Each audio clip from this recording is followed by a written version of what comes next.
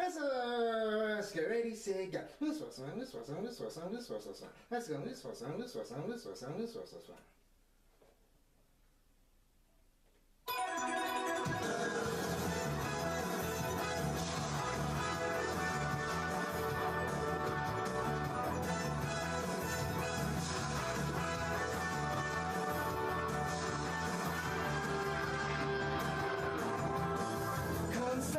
Rainbows in the sky, let's fly away like a bird. You're free to see the boundless face of the earth. Let the wind blow you like a knife and glide away. Far beyond the clouds, you'll find another place. If the road ahead seems so cold and gray, turns today, don't you be afraid, go and fly away. Chala, hey chala, no time to hesitate, go on and search the earth, within it lies a magic surprise. Oh, chala, hey chala, don't be afraid, you got the power to get through the darkest night. Chala!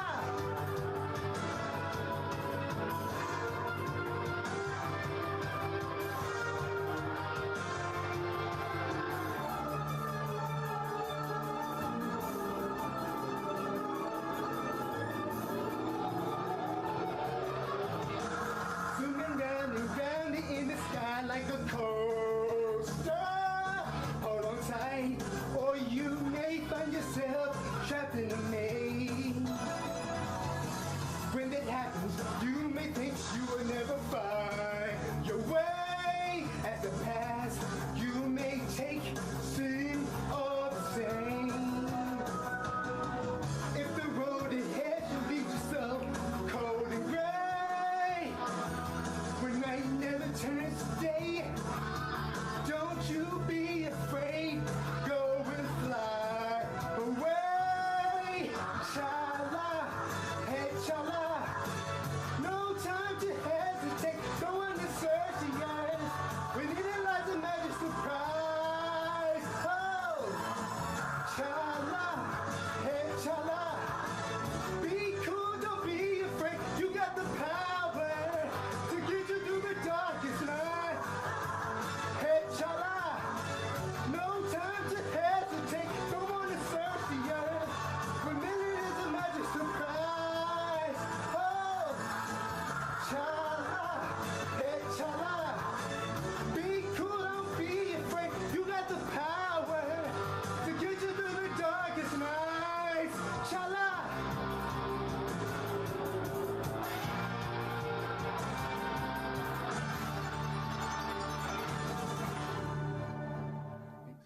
That's a ELW presents KliqBait Wrestling. What's going on, peoples? It's your boy Smith. As always, joined by my North American Thick Boy tag team partner, Matitude 22. We're live. Oh, baby. That's right.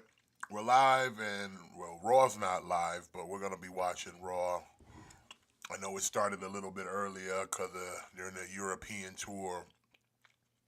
But I get it now, probably because John Cena's farewell tour, so Cena's showing up on all the Monday Night Raws with the custom tees.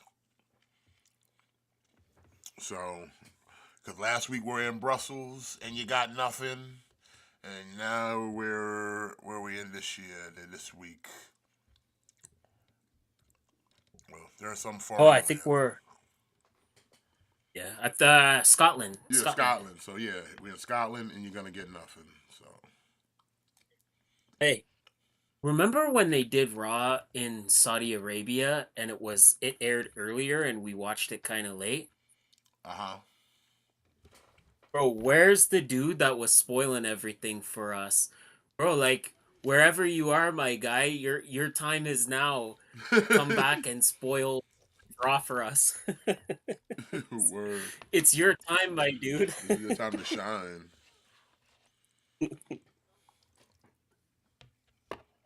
Like I haven't read any spoilers or anything today. I haven't been on Twitter. So I don't know what happened tonight on Raw.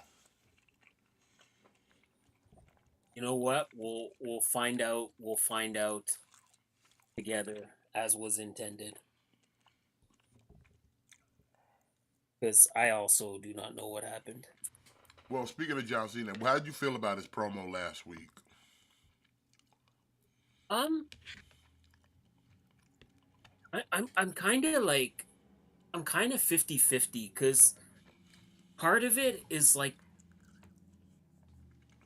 I hate the whole thing of like blaming the fans. Like that feels like just such low hanging fruit when you turn heel and you just automatically like it's the fans' fault because you turned on me. But then I also feel like John Cena, like it's legitimate because there was a period where the fans just relentlessly did not like him because WWE was shoving him down her throat. So Well, it's like I'm Cena kind of said, he just conflicted. kept winning and winning and winning. Like he just kept winning. He was Superman. Yeah.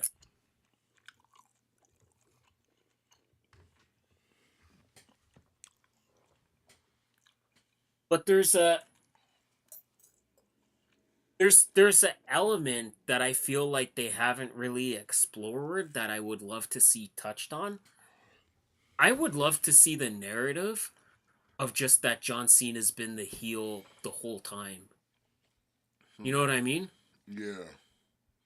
Because if you think about it, there's so many examples of where like Cena did some real like dastardly shit and like okay, like remember when Rey Mysterio won the WWE title and Mm-hmm. John Cena goaded him into having a into defending the title against him in the very same night and then John Cena beat him and Squat took Ray's spotlight.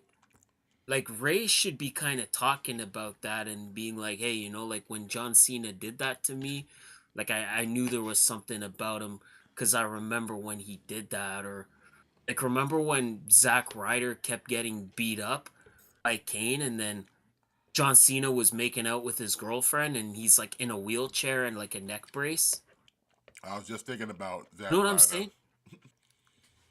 Like Cena's been the heel the whole time. He's literally been the heel the whole time, and we just were oblivious to it. Like he didn't like Alex Riley, he got his push squashed. He had an issue with Wade Barrett, he got the Nexus angle dropped. Like Cena's been doing shit like this his whole career, and we just we just weren't paying attention.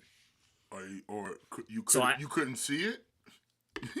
yeah, exactly. Like you couldn't see it. You couldn't see it. Like like like like that's an angle that I would just love to see explored more. Word, now'd be a perfect time to bring in a babyface Matt Cardona. Yeah, bring him in and be like, you know, John, like I've been watching you and I always knew you were a piece of shit, man. Like all that shit you did to me back then, like I never forgot that. Like I always knew you were the bad guy. Like I would just love to see that element of it explored. But you know what? I gotta say, like a lot of what he's saying is making sense. Like John Cena might have the most justifiable heel turn in WWE history.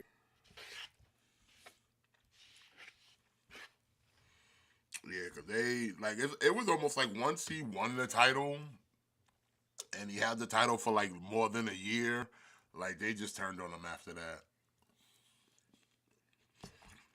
And really, to be fair, it doesn't help that half your feud is just with Randy Orton. Yep. Yeah, like I think that it wasn't so much like it's not so much that the fans are fickle, right? It's just that John Cena was in a bad spot where people were people were ready for somebody else, and WWE just kept shoving them down our throat. Like they did the same exact thing with Roman Reigns, where people were ready for that next star. People were ready for that next guy, but WWE just kept shoving Roman Reigns down our throat, and then we eventually the fans turned on him. So I think part of it is like it's not Cena's fault. Part of it is just that's WWE style. That was McMahon's style, you know? I think it was just people were tired of Cena, but he definitely got caught in the crossfire of that.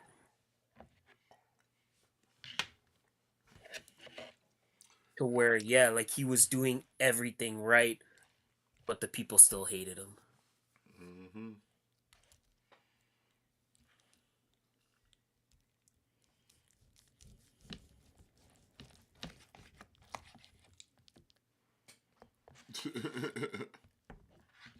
Not the spinner.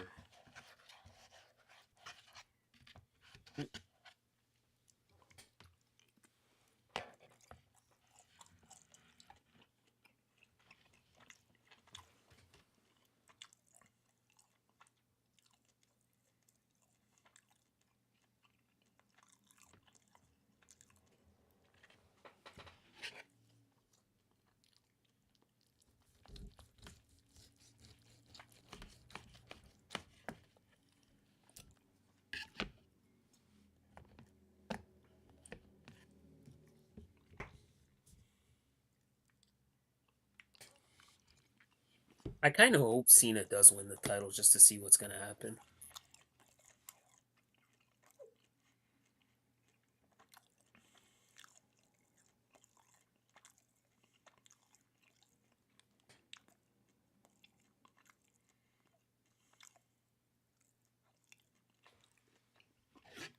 John Cena said he turned the belt into a spinner because he knew it was gonna piss you off, son. He turned it into a toy just to troll people. Mhm. He got here trolling y'all, bro.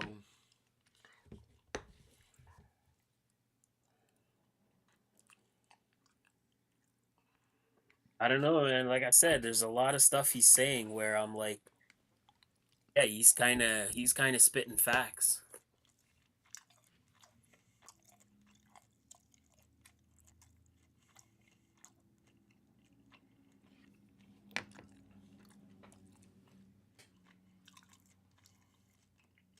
Why Cody Rhodes is here? I thought Cody Rhodes was a SmackDown guy.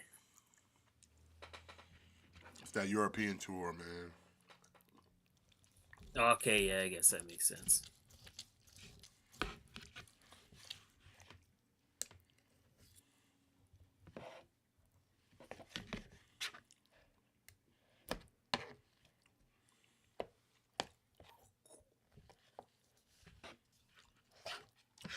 Yeah, he says he's gonna,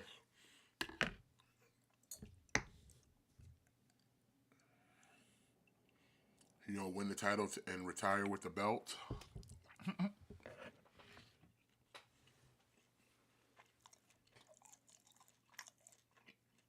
I don't want him to win the title just to see what happens.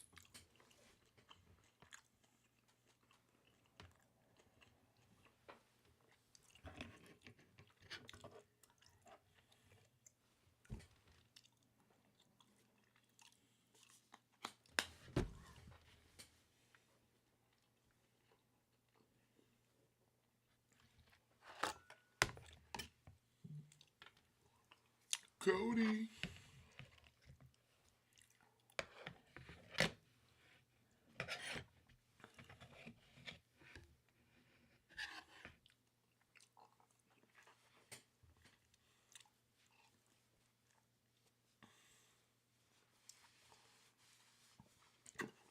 Yeah, people keep asking like, why does Cody coming out on Mondays? It's like, well, I mean, European tour plus it's WrestleMania. They gotta build the hype up for WrestleMania. We're only like like 20 some days away.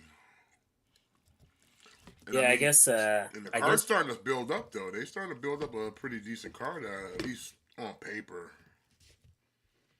yeah. Well, I mean, we got Roman, Seth, and Punk triple threat. I kind of think that match is good. That might be match of the weekend. Um, of course, we got Cody and Cena. We got main event Jey Uso Gunther. We got Tiffany Charlotte. Like I said, I guess they're turning the women's world title into a triple threat with Rhea, Io, and Bianca. We got Kevin Owens, Randy Orton already signed on the docket.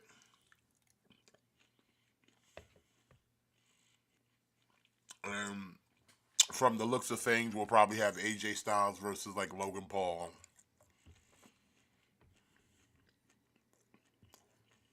Yep. And there'll probably be Damian It do Priest look that way. versus McIntyre somewhere. Yeah, probably get some kind of multi-man match for the Intercontinental title. Yeah. Or for the tag title or something. Yeah, like I'm sure the tag titles will be defended in some capacity.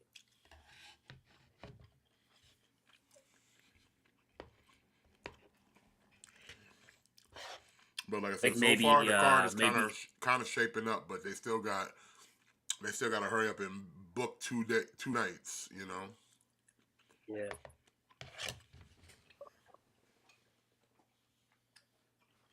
Like I don't know, like do you think Jade and Naomi ends up being a WrestleMania match, or do you think that's something where it's like, fuck it, like let's just do that on SmackDown? Um, More than likely, it'll probably end up on the SmackDown before WrestleMania. Yeah.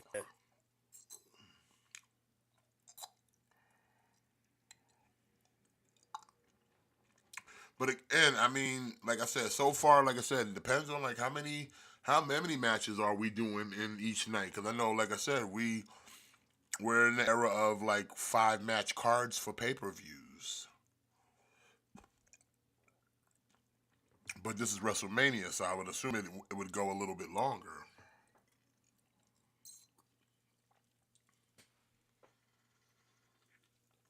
I would hope, because like you got 2 nights. You got 2 nights. Like I need to see all the titles defended. I need to see every championship defended. I do too, but unfortunately, I feel like that's not gonna happen. No, probably not, but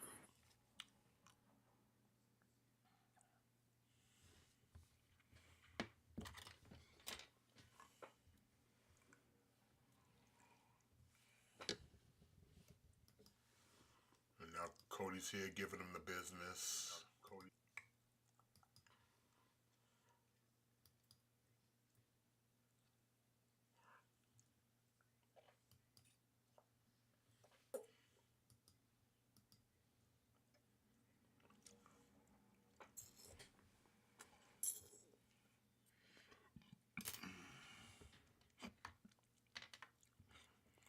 Do you think sometimes they're kind of going too hard on trying to make Cody a Dusty? yes. Yes, I do. Like, I mean, I don't mind if you have good promos, but the fact that they're trying to just make you seem like you're that guy like the Dream was, it's like, nah, it was good because it was organic, but kind of forcing it a little bit. But I feel like where it's a bit contradictory. What what made the dream what made the American dream is he really was kind of that everyman, you know? Like Cody Rhodes, you can't be the everyman when we know you're rich and you're coming out in all these expensive suits. It sort of kills that illusion.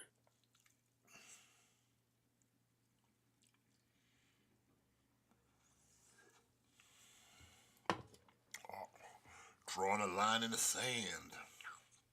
Like that's what made the American dream the American dream is he really was that everyman. Yeah. Like he didn't have a perfect body. You know, he didn't look like Hulk Hogan. He didn't look like a superstar. You know, he didn't come out flaunting his money. He really was just that everyman that people could really get behind. Like, oh, like if Dusty could do it, then I could do it too. Yeah.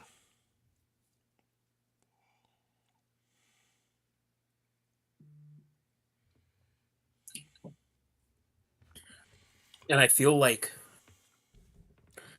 Cody wants to be that guy, but then you're coming out in like a $500 suit. Coming out in all the suits.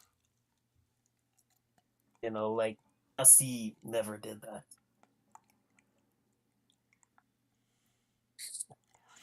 I mean, he would come out in furs and some cowboy boots and some stuff, but Yeah, different time. different time.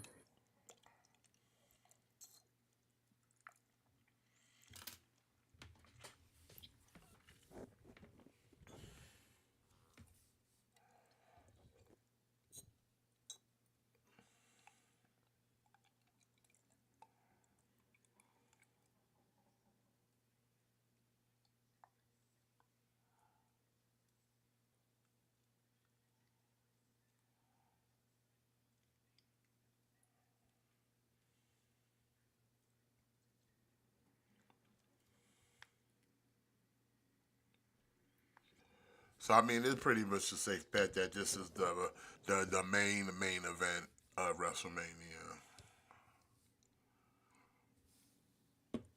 I would assume so. I would have to imagine that this is gonna close the weekend. I sort of don't even think Jay Uso and Gunther main events night one. Like if I had to take a guess, I would say Rollins, Punk, and Roman is the main event of night one, and then Cody and Cena is the main event of night two.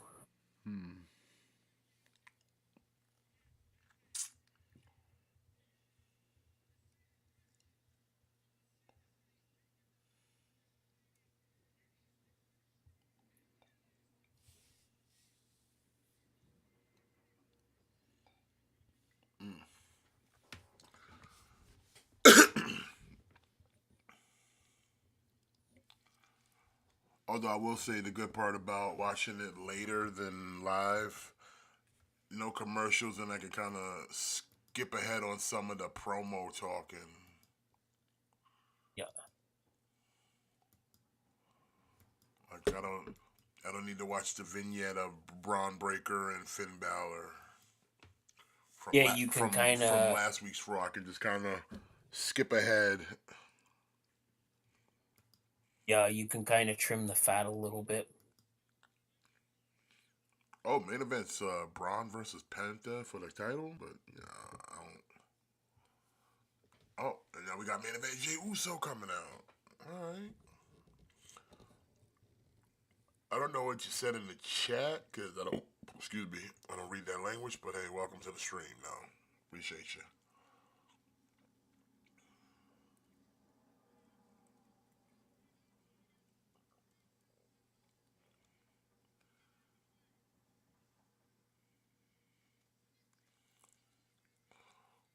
Oh, Jimmy and Jada Usos are together.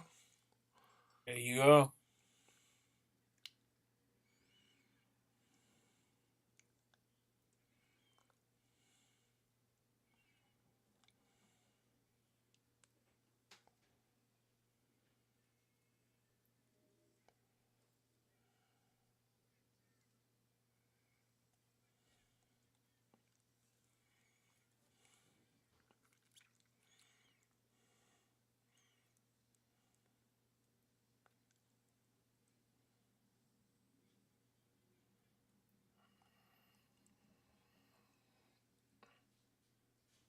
Yeah, see, like now I can kind of skip this commercial for whatever the fuck Stephanie McMahon's doing. For real though. Oh wait, you get commercials? Because I don't even get commercials. It just I get the actual the break in between, the 2 minute break on the replay version. Okay. Yeah, I'm getting well, it's not so much a commercial, it's just I guess they're just advertising Stephanie's new show. No, I got a clock that says back in 2 minutes, and it's just the Usos yeeting with the crowd. Or are you on a boat though? No, I'm on Netflix. Wow, okay, I don't But have this that. is the after the fact. That's why, because it already went live. This is the replay, so the replay will just cut out all the bullshit on Netflix. Like it basically gives me the version you would have had originally. Okay, okay, I got you. That's a little confusing. Yeah, like I said, I don't know why they don't do it outright where I get no commercials, but I get commercials on the regular version, but the replay gives you no commercials.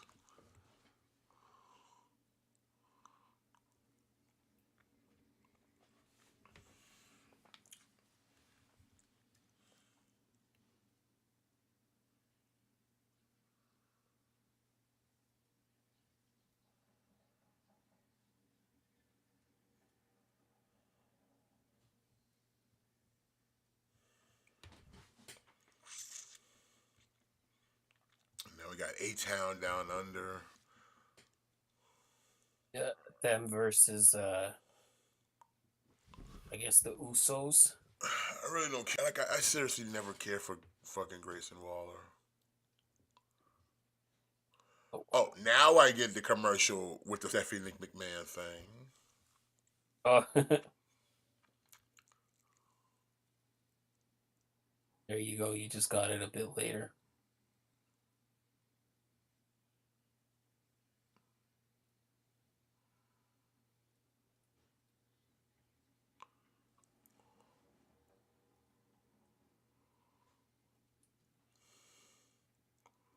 Why?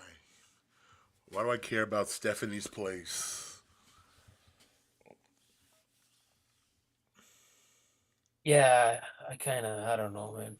So what? I can watch a bunch of people shine her on. Seems like a weird project to do because that's I feel like it's gonna be like what is this? People shining you on? Yeah.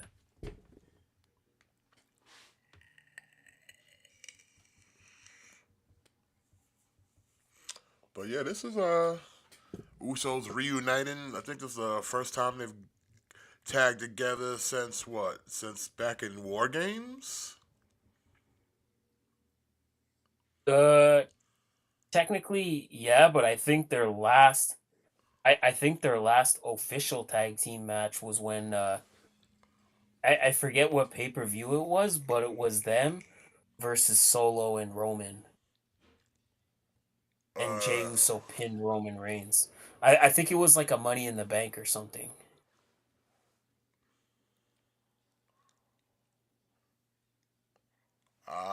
yes. Michael Cole just said what you said, or did you say it after Michael Cole? Michael Cole's listening to the Well, show. He's watching us. of course, he's watching us from the past. Yeah, he got. That's why I got those fun facts. They always copy our stuff. That's right.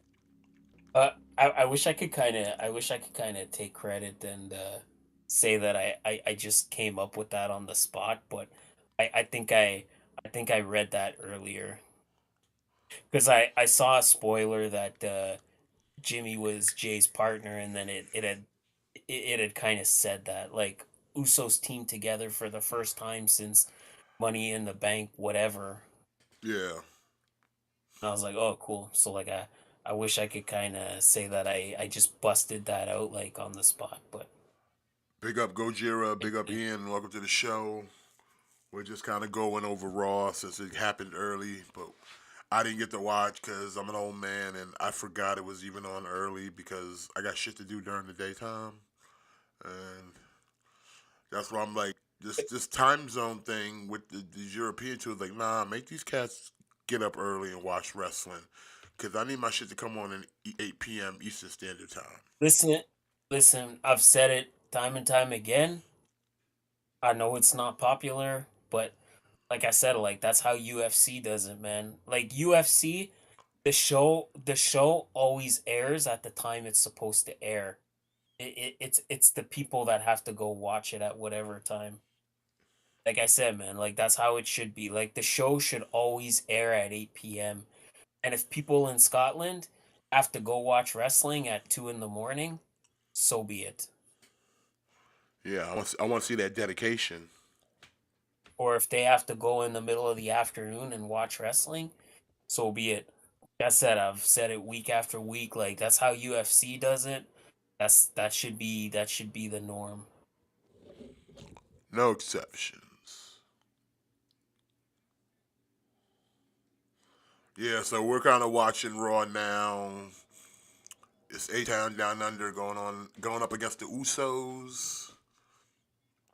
Cena just had some words. Said he wants to take the WWE title away from everyone.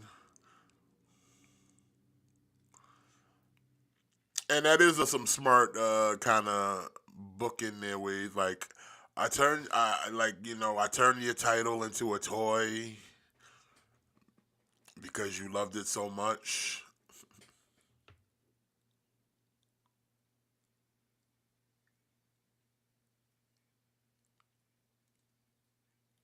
I said, man, Cena might have the most justifiable heel turn in WWE history.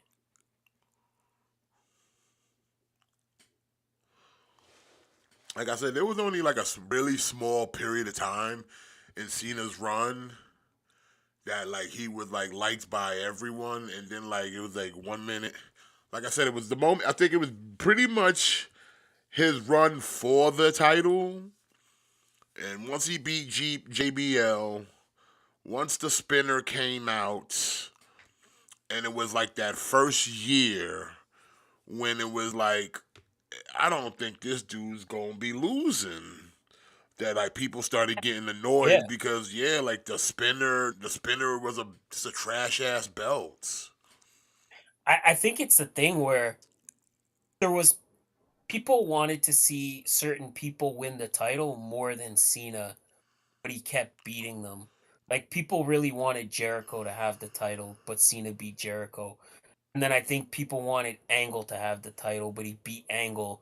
And then people wanted Christian to have the title, but he beat Christian. And then people wanted Edge to have the title, but he beat Edge. Like I think it was just like there was people were ready to see someone different, and then Cena just kept beating them and beating them and beating them. And then at WrestleMania, people wanted Triple H to beat John Cena, and then he beats Triple H, and then his title reign goes on for another year, and then we get to the next WrestleMania, and then people really wanted Shawn Michaels to win the title, but of course he beats Shawn Michaels. Like I think that was the slow turning point where people were ready to see someone different, but yet Cena just keeps on winning. Hey, just like I said, that's why I was given the name Super Cena. He was literally Yeah, Superman. Like I said, he got mad. People got mad because yeah, he kept winning, winning, winning. It's like yeah, because after a while it got old. Like I mean, like you could say, what's the difference between his winning and title reign to say like Roman Reigns? And it's like it's different for the fact that they were just pushing. Cena was being pushed as the new Hulk Hogan, the new Stone Cold, the new guy. Whereas like Roman already got past that point where they already tried that and it failed. So by the time he got to being the tribal chief, it was like, yeah, people appreciated it more because it wasn't forced that time around, you know? yeah. Cause that old in the beginning when they tried to push him as the new baby face and we were out here wearing blue-eyed contacts and shit and needing The Rock to come save us at the Royal Rumble to vouch for us, and it was like it wasn't working. But like the moment we came back with Paul, the moment we got and became the tribal chief and really just started just kind of less is more, shit just clicked and people were accepting of it because it's like, you know what, I didn't see it coming. It's not forced, and plus it's Paul Heyman, so you know you gotta give it at least a benefit of the doubt. Then on top of that, yeah, Yeah. he wasn't an every week champion, so again he turned himself into an attraction. Like in the span of like 4 years, he became an attraction. Where it's like, yeah, you ain't gonna see him every week on SmackDown. Shit, you might not see him at every pay per view, but the major ones, yeah, you're gonna see him. Mhm. Hey, what's going on, Roderick? Uh, Gojira, I think everybody wanted Shawn Michaels to win that year, man. Like, I don't think there was anybody that wanted Cena to go over Michaels. I think people really wanted Shawn Michaels to have that last title run and to have that big WrestleMania win later in his career. In fact, it reminds me of that video. That what's that dude's name? Um, God, I can't remember his name. Shit, the dude. Max Landis. Yeah, that's his name. John Landis' son, and he made that video about Triple H. Yeah, that's right. That's right. I remember. I know exactly the video you're talking about. The Wrestling Isn't Wrestling video.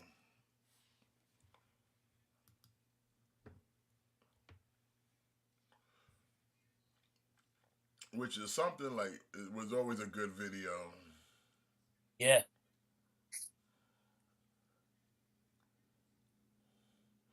Cause like it really tells the story of Triple H in such a condensed form, but it's like if you were there when it happened, you'd be like, yeah, that's as ridiculous as he kind of is like retelling it.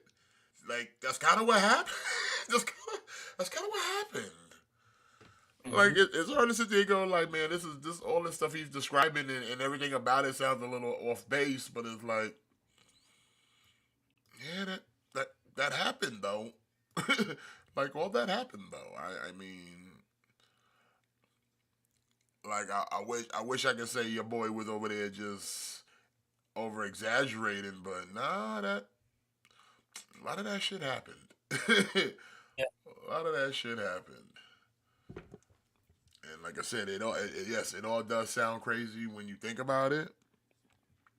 But like you said, that's wrestling, son. Like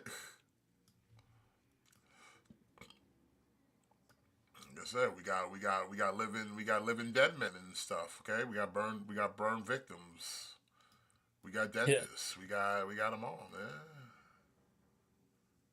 You know, we got plumbers. We got repo men. We got it all. Oh, here come Gunther. In fact, let's watch it. It's been a minute since I've seen it,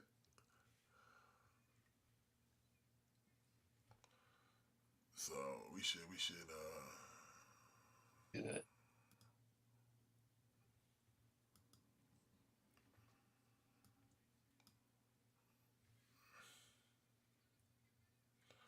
Oh, was that a purpose trip or did he mean to fall like that? I don't know. I think you're ahead of me. Oh, for real? Was I that don't the? know. I'm at the Lyra Raquel match. Oh no, you're ahead of me because I'm still with Gunter and Jamie and Jay over here. Oh, I never. I never even saw Gunther and Jimmy and Jay. I must have like mad fast forwarded. Yeah, because Gunter came out and started trying to beat up on him. Okay.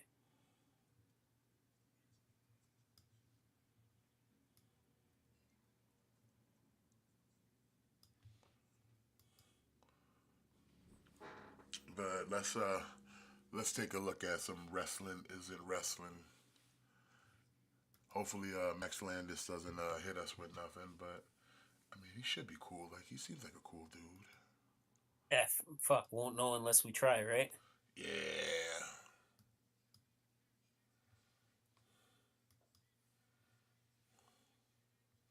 All right, can you see in? You can see it in the Discord, right? Yep, I'm watching it in the Discord. All right, cool.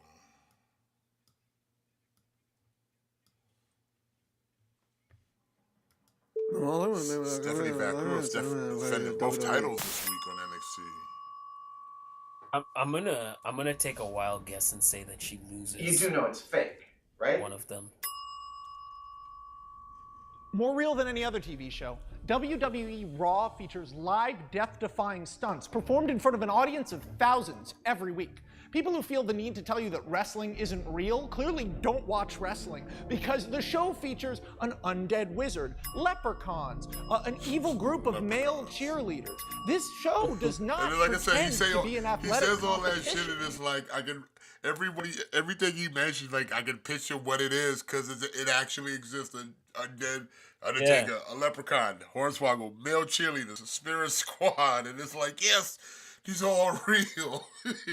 like you would want to say like, yeah, man, he making all this up, but like, nah, he not though. he not though. All those things happened.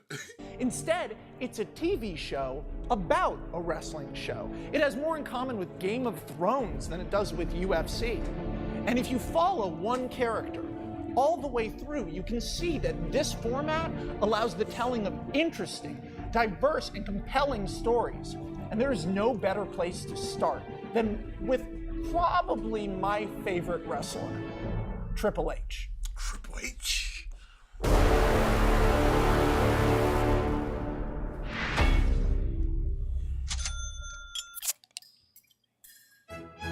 The character Hunter Hearst Helmsley is introduced in the mid-90s. Basically this snobby Connecticut blue blood character. He's from this super rich family. Someone who his whole life has just been told, like, you're the best, you're the best. And for reasons we don't really understand, he's decided to become a professional wrestler. So like this fancy, pretentious guy rolls up his sleeves and he gets in there and...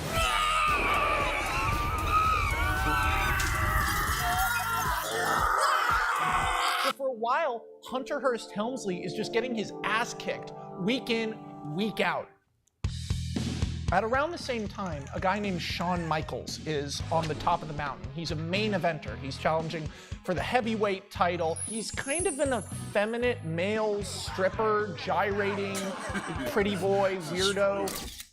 He and Triple H kind of become friends. Triple H is a lower level guy. Shawn Michaels is a higher level guy. Shawn Michaels is like, my hair, oh my God, Triple H, my hair. And then Triple H is like, my hair too, I'm pretty, I could be pretty.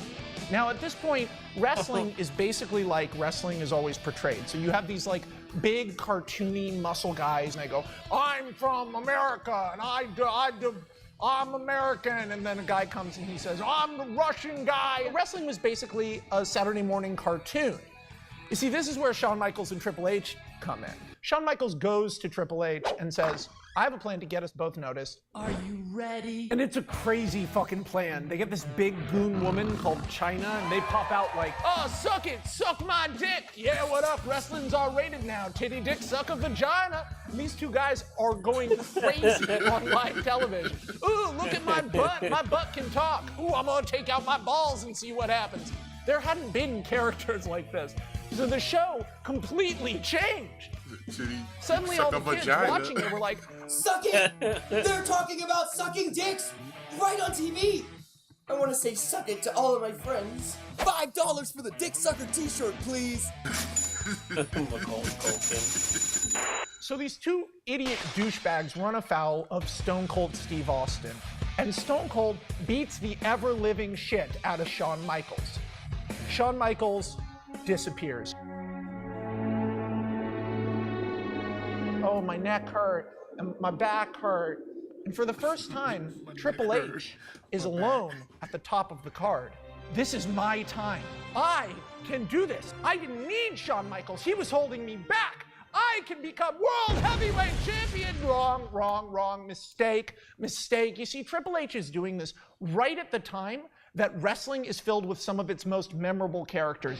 Guys like The Rock, Stone Cold Steve Austin, Mankind, Chris Jericho, the biggest ass kickers of a generation. Triple H is buried under a pile of people who are better than him.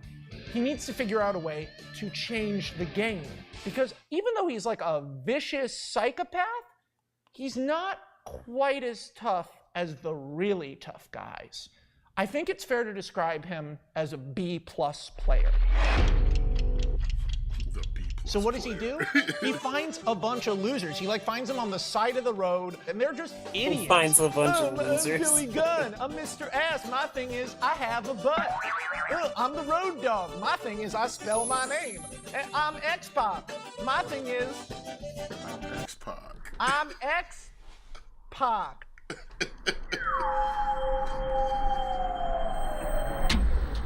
Triple H is like, great, you guys seem great. In fact, why don't you all be in D-Generation X with me? The guys are like, titty, dick, sucker, vagina, we love D-Generation X. Triple H is like, yeah, you're my bodyguards now.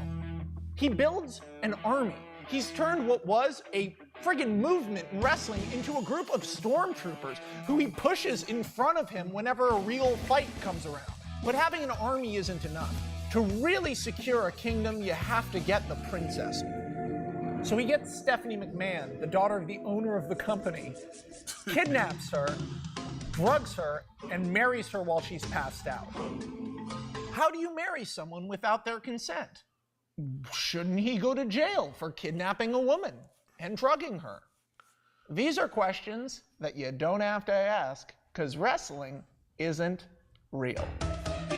Triple H repeatedly wins the title off guys who could kick his ass. The thing is, whenever people are about to beat him for the title, you've got this group of putties from Power Rangers and DX shirts jumping on the side of the ring, and if that doesn't work, he'll poke you in the eye or kick you in the balls or bully the referee. And if that doesn't work, Triple H hits you in the face with a sledgehammer.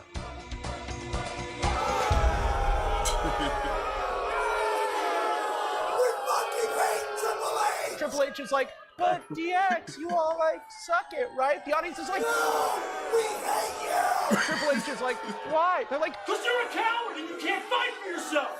Triple H is like, but I got a sledgehammer. The audience is like, shouldn't you be in prison for hitting someone with a sledgehammer? Triple H is like, son. I'm the best at wrestling. The audience is like, get the tomato!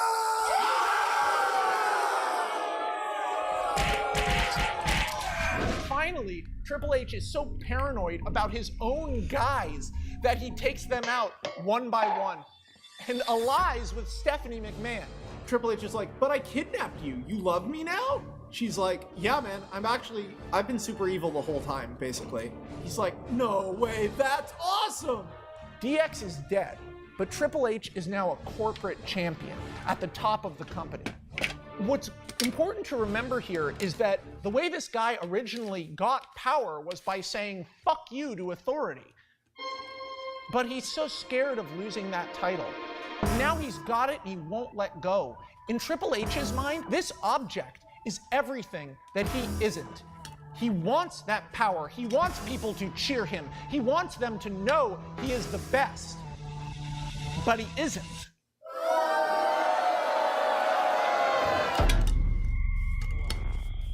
Triple H is now being pursued by dozens of guys. Everyone's trying to make a name for themselves by taking out the champion. So Triple H does what he does best, builds an insulating shell around himself. He finds this old guy, Ric Flair. His skin is basically leather. He's a disgusting old goober who yells woo. He's awesome. Just trust me, he's awesome. Sometimes when you describe something in wrestling, it doesn't sound awesome, but then when you see it, it's, fuck it, it's Ric Flair. He's awesome. Then Triple H scouts out this total lunatic, snake-like psycho named Randy Orton. I'm a fucking snake. I like to hurt old people. Harry Potter. Triple H is like, this seems like a guy I could trust. The final brick in the wall is Batista, a ripped ass kicker who's more brawn than brains, and Triple H can order to destroy almost anyone on the roster. And for nearly 3 years, Triple H holds on to that title like Gollum with the fucking ring. He can't let it go. Because if you are about to pin Triple H, surprise, there's Ric Flair. Oh, turn around, it's Randy Orton. And then if you get through them, Batista will throw you off the surface of the earth and into space, and you'll hit the moon, you'll go through the moon, you'll go to space and die. That's real, that happened. From the beginning of this group called Evolution, there are little cracks. Randy Orton is a crazy person. Batista has a serious rage problem. And Ric Flair is old as fuck. And things get real hard when Shawn Michaels comes back. Hey, Triple H, it's me, Shawn Michaels. So happy to see you. Oh my God. Triple H is like, so happy to see you. I'm gonna fucking kill you. Get the fuck out of here. I'm in charge now. I'm important. Someone tell me I'm important. Someone tell me I'm as good as Shawn Michaels. For the better part of a year, Triple H beats the fuck out of Shawn Michaels, who's going for his title. And this is where things get really interesting. You know how I told you Triple H has this inferiority complex? Well, there's this guy shows up. This little Canadian guy. This guy is not a main eventer like Triple H and Shawn Michaels, but he wins a shot at the championship. Triple H can't believe this. Ignore him. When the time comes for our big match, Shawn Michaels, it's gonna be you and me. This is destiny. Shawn Michaels is like, I mean, he did win the title shot. Triple H is like, but he's a little guy and we're big and strong. And at WrestleMania, Triple H's obsession with trying to beat Shawn Michaels costs him the title to Chris Benoit. And Triple H, try as he might, can't get the title back. But you know who beats Chris Benoit? Randy Orton.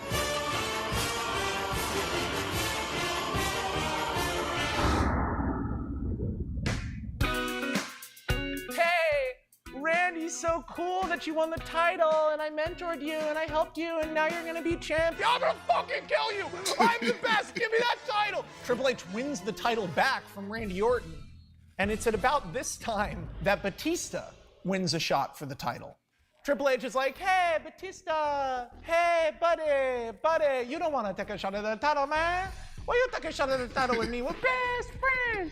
We're such good friends, Batista. Batista's like, you know, I watched this show, and it seems like whenever you are nervous about someone taking the title, you turn on people, you turn on your best friend, you had me beat up Randy Orton. I feel like you're probably gonna turn on me soon. Triple H is like, no, man. Batista, you're crazy! That's so silly! Let's kill him. Oh shit! Batista one-ups Triple H, takes that title, rises to the top of the card. Old man Ric Flair has a conversation with Triple H where Triple H is basically like, Batista's not better than me because he beat me. Randy Orton's not better than me because he beat the guy I couldn't beat. And Shawn Michaels isn't better than me because Ric Flair, say something. Tell me I'm good. Ric Flair is like, peace, dude. This is weird.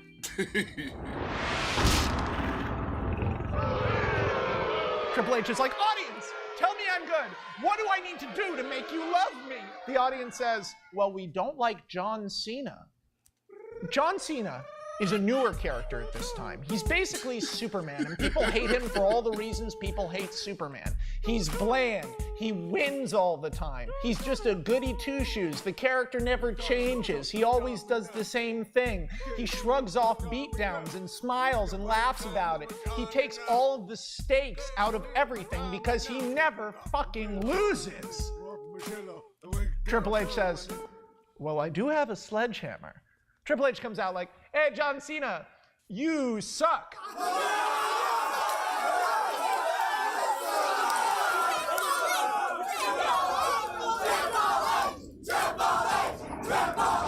I'm the best, right? Audience, tell me I'm better than Shawn Michaels. They're like, well, beat John Cena, we'll think about it. Triple H goes after Cena and he loses.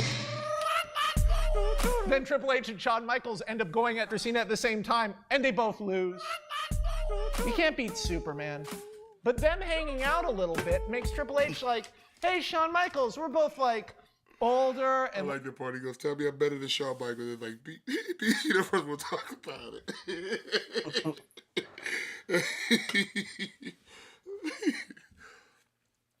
like way more mature. And Shawn Michaels is like, yeah.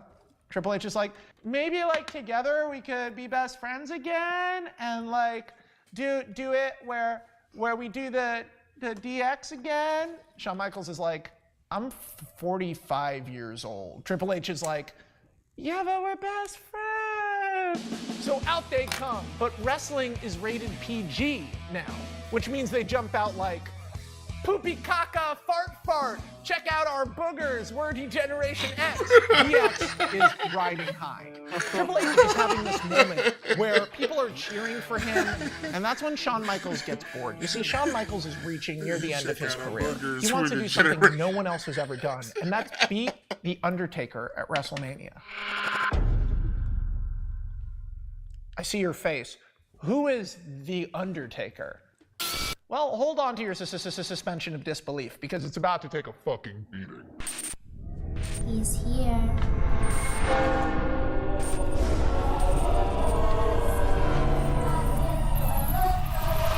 I like turtles.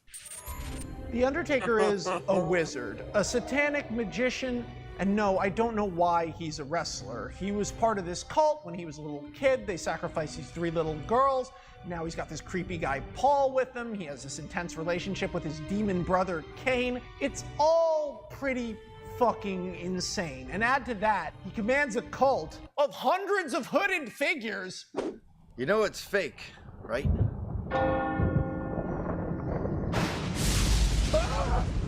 What matters is that Undertaker has never been defeated at WrestleMania. Shawn Michaels is like, I think I could beat him. He couldn't.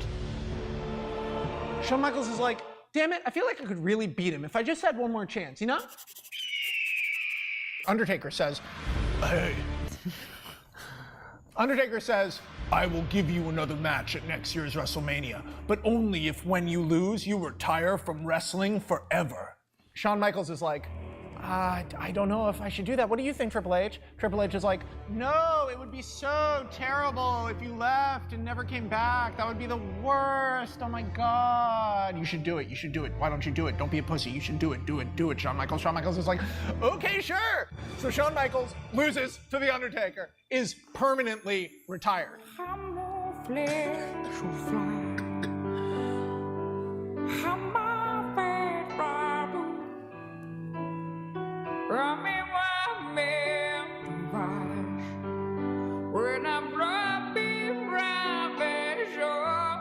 Poor Shawn Michaels. It's my time, and my dick fell off. What? Don't get it wrong, I don't make me soft. It's my time, drinking champagne, baby. Oh, boo-hoo, Shawn. You're gonna feel real stupid when I beat The Undertaker at WrestleMania. I'm wasted. Bad. An important thing to remember about Triple H is that he views himself when he looks in the mirror as this warrior knight, Conan destroyer, super badass, unstoppable guy. The fact that he's actually an insecure, cheating, undercutting, manipulative coward, he's kind of blind to. He can't see it. And that's why when The Undertaker beats him, all Triple H can think about is, but I still got some good hits in though, right? And everyone's like, sort of. Hey, stop acting like you beat me. Yeah, but I kinda did, sort of. No, you didn't. Yeah, but I hit you a bunch of times. That's not how wrestling works. You can't win, just, you lost. Admit that you lost. No. Fight me again then. No. You're not as good as Shawn Michaels. Bitch, I will fight you anywhere. I will fight you on the move. It's gonna be a Hell in a Cell match where I'm allowed to use any... Like I said, it's funny because that's what happened. Because he was like, yeah, fight me again. No, fight me again, huh? You're not as good as Shawn Michaels. Motherfucker. Motherfucker. Like, that's literally what happened. He's just like, you're not as good as Shawn Michaels. Oh, you motherfucker. Weapon I want, my sledgehammer. And the referee is gonna be, my best friend, Shawn Michaels. Shawn Michaels is like, well, chill it on the best friend. You chill it on the best friend. Triple H is like, you're my best friend. And with Shawn Michaels as the guest referee, access to any weapon he wants in a match that he chose. Triple H loses to The Undertaker. This is the end of an era. Triple H is so beaten up at the end of his match that he, Shawn Michaels, and The Undertaker walk out together in what should be a beautiful moment, the end of 3 careers. Instead, It's my time. Triple H uses the fact that he's married to the daughter of the owner of the company to secure a corporate position. That's right. The rebel, the barbarian ass kicker, the guy who could never be tamed. I am the ultimate destroyer, the one true diamond in this industry. I'm also a suit. I'm here to tell you that my wife says that you're all in big trouble. But this is almost the perfect position for him. No longer an active wrestler, Triple H is closer to the title than he'd be holding it. See, he gets to choose who fights for it. And Triple H is so insecure and so obsessed with this title that he is constantly interfering with real wrestlers because he can't let it go. He never proved that he was good enough. So I'll tell you one last story, and it's about a guy named Daniel Bryan. Daniel Bryan was this little scrappy, weird, vegan, sort of like almost hipster gnome. He yells the word yes.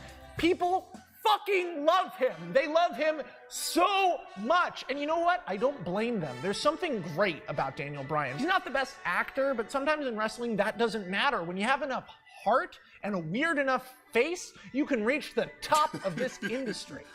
The fact that Daniel Bryan is competing against guys like Randy Orton, Triple H's former protege, and Batista, another Triple H creation, pisses Triple H off.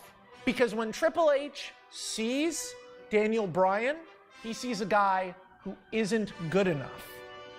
When Triple H sees Daniel Bryan, he sees Triple H. Get the fuck out of here! You are not a commercial champion. You're an ugly little gnome and I hate you and you'll never get a title match. Triple H ends up repeatedly interfering in this guy's career, trying to shut him down. This is bullshit! This is bullshit! Get the bricks! He says, okay, you know what? At WrestleMania right now, the main event is Batista versus Randy Orton. But if you can beat me, the game, the King of Kings, the ass kicker at WrestleMania, Daniel Bryan, you can be in the main event. You'll have to beat the 3 toughest guys in the company in one night. So fuck you. And Daniel Bryan does it. He beats Triple H real easy, then beats Orton and Batista. And an audience of 20,000 people yells, yes, yes, yes, as Triple H responds by crying on the floor. The story goes on. That's the thing about wrestling. It doesn't end. But that's the thing about life, too. And yeah, I left stuff out, but you don't remember everything. Humans crave melodrama. They crave fiction.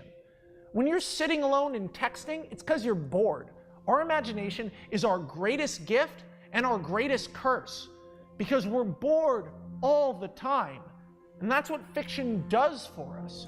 It gives us a sort of simulator for bigger stories and bigger emotions. That's what Lord of the Rings is.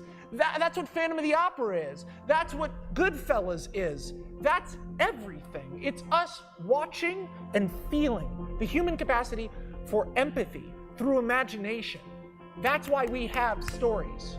Triple H is a great character in fiction, told over 2 decades. A snob who had a chip on his shoulder that he could never let go, and just wanted to be the best, but never could be that without cheating. Finally selling out to the point that if he can't be the champion, he'll choose the champion.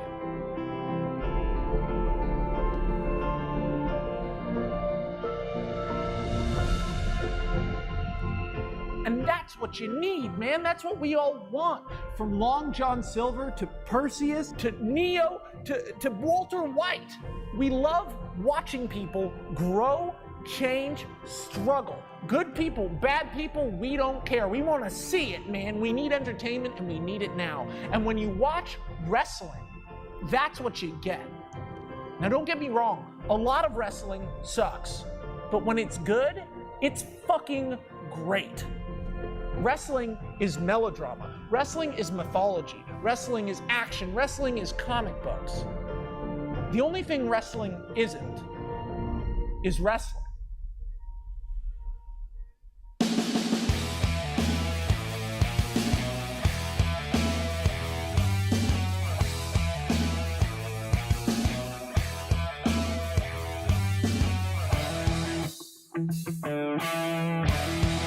Hey, Dad. What? You know wrestling's fake.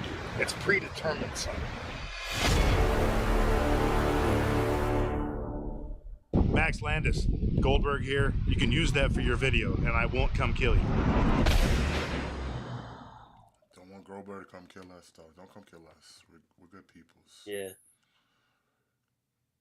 Yeah, that like I said, that's a classic right there. Yeah. You should do another one of those. He should. He really should. But I mean, he's out there making actual movies and TV shows and shit. So I think he might be a little busy. I think he does comics too sometimes. He writes a few comics. He's too big now. He's transitioned out of the wrestling world.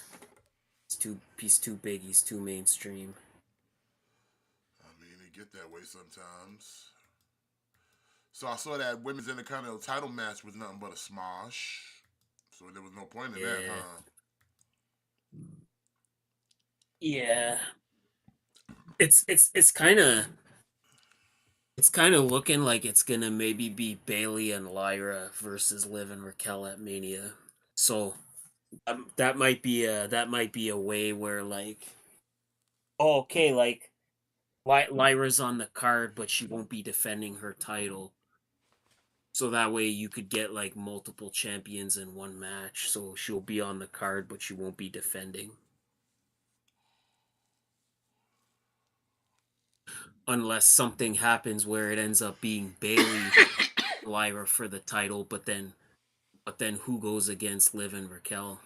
Like they have no tag teams.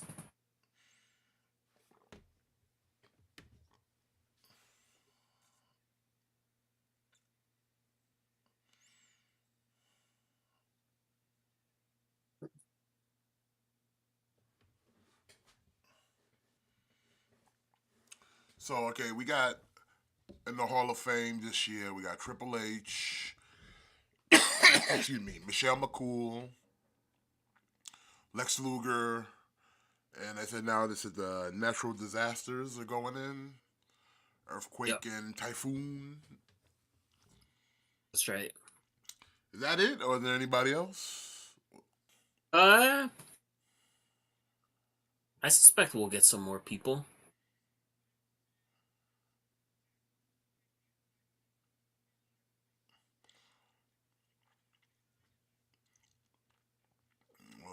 I guess, I don't know, maybe I guess they're keeping the class small this time around. I don't know. So who is it again? Triple H, Michelle McCool, Lex Luger, and the Natural Disasters? Yeah, that's it. I think we might get like one or two more people.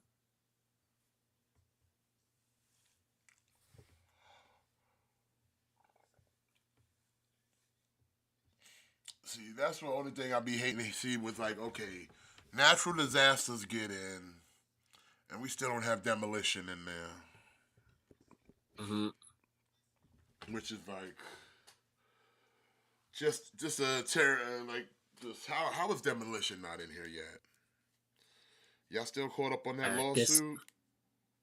Yeah, I wonder if it's that. I wonder if it's the lawsuit thing.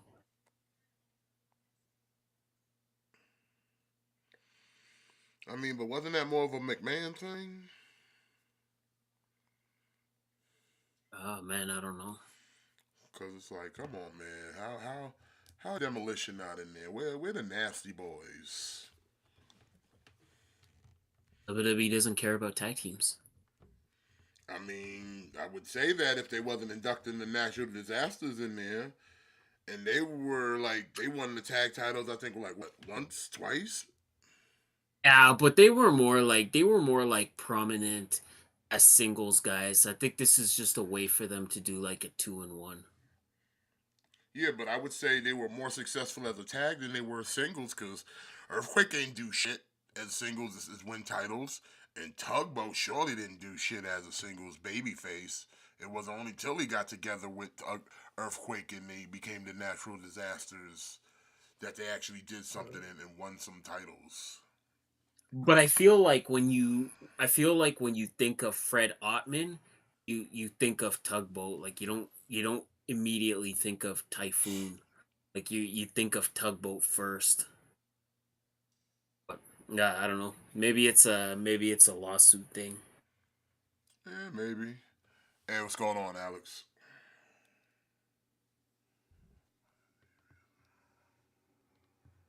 Uh Alex, I don't know why they would fine them. If anything, they should be giving them a raise.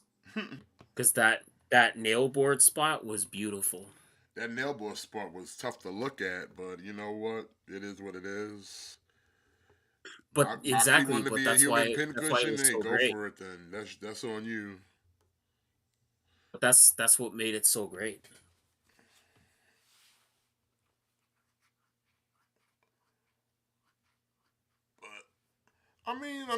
It's not in anything uncommon than what you see on regular TV shows. So I wouldn't see why TBS would have a problem with that. Come on now. I've seen worse, like I said, on regular TV. Yeah, absolutely. Plus, it's like it's like one of those things where they there's only so many opportunities to do something different. Like there's been so many hardcore matches and street fights and stuff. Like there's not a lot of opportunities to do something that we haven't seen, and this is definitely something that's going to be very memorable. Like this is something we're going to remember for years to come. Like this is like I don't want to say it's on par with Undertaker choke slamming Mankind through the Hell in the Cell. Like it kind of remains to be seen if this ends up being that iconic, but yeah, like this is certainly something that I think people are going to be thinking about this for a long time. Like the visual of not just the suplex but the visual of watching them have to rip the board out of his back cuz it was legitimately stuck in his back. Yeah. Like that's something that whether you thought it was really cool or you thought it was disgusting, it's gonna stick with you for a while. Man, like and supposedly Mox drove like 12 hours to get to Dynamite because nobody could fly because there was a snowstorm. It's like there was a snowstorm and all flights were canceled, so there was a lot of people that couldn't get there, and supposedly Mox drove like 12 hours just to make sure he could be there to just to make sure he could be there for that match. Y- I kind of appreciate that, man. I kind of appreciate that. Like I appreciate how much Mox does not just for AEW but for the wrestling fans as a whole, you know what I mean? Like he knew he was the champion and he knew he had to be there, so he made sure he was there. Yeah. I feel like uh I feel like people don't put enough respect on Mox's name. To be fair, Alex, if television networks could think they could get ratings from CZW in Japanese death matches, they would. Yeah, They absolutely. would. Did you forget that? Absolutely. Not is what was that MTV one that was almost like a ECW CZW type Oh, hybrid? Remember that? You know, what I'm talking about. I think it was like rest X. Was it Wrestling Society X? that's exactly what it was, Wrestling Society X. Yes. So like that was the same type of format where they were trying to do like death match stuff with music, a little bit, but like I said, the concept was already there of like do death matches. Like I mean, hell, ECW. So ECW. I like I mean, said, if there's look a at if a network thought they would get money from it, it'd be on TV. If they can make a dollar off it, absolutely. it'd be on TV. Well, look at like Lucha Underground. Like Lucha Underground, they're famous for doing a lot of those style matches. Yeah, and that show was heavily scripted. Remember the match with Penta and Vampiro, I Ultima forget what they Lucha, called it. Ultima Lucha. Was that Yeah, it? like the match Yeah. from Beyond the Grave or whatever. Yeah, it was at the first Ultima Lucha, and yeah, like they were beating the shit out of each other. So it's like it's not a thing of like like I mean, listen, AEW's been pushing the envelope since they started. I mean, it wasn't also that long ago. Darby Allin went through a plain glass window and damn near bled out. Yeah, So but like Matt Hardy that's what. going off a thing and cracking his dome piece. Like listen, they take it to the limit in AEW. So Because it's it's like, nothing shocking. It was just like, oh man, that's a tough bump to take though. But hey, Moxley he wanna do it. Let him do it. I mean, it's his body. it's because they're trying. Like we gotta remember, like they're trying to be an alternative. They're trying not to do the same thing as WWE. They're trying to be an alternative where they'll give you the blood, they'll give you the violence, all the stuff that WWE won't give you, they will happily give you. Like they have no problem featuring gratuitous blood in a cage match. Like they have no issue with that. WWE will not give you blood in a cage match.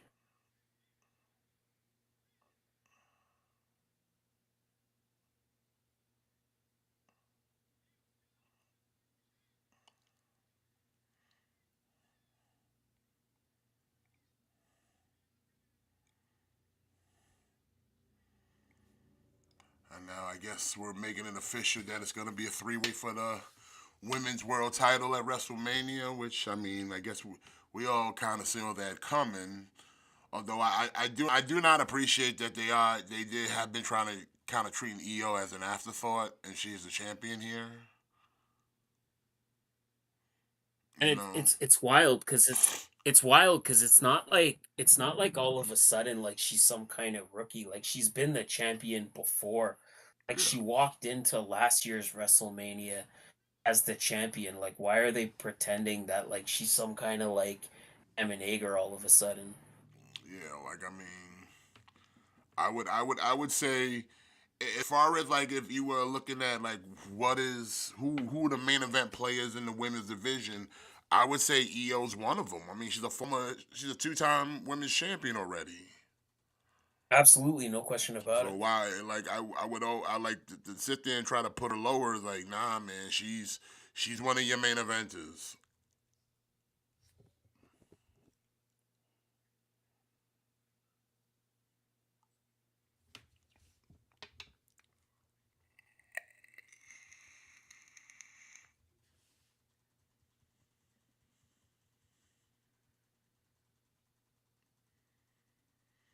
And Dominic come to spit a little game to Penta.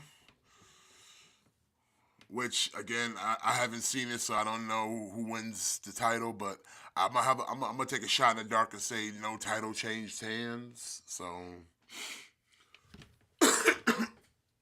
Yeah, that's probably I'm gonna a take a safe shot bet. in the dark. I could be wrong. Listen, I don't know. Like I said, I haven't been online to see anything to be spoiled, so I don't know. And no one in the chat has said nothing, so it is what it is.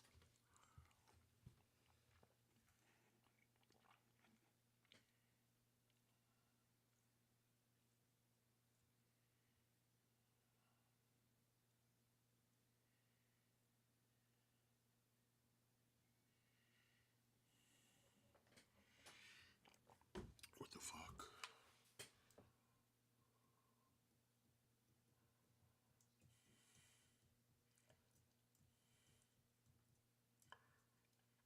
funny. They kind of put in some, I guess, some commercials you can't skip because they're like Netflix related.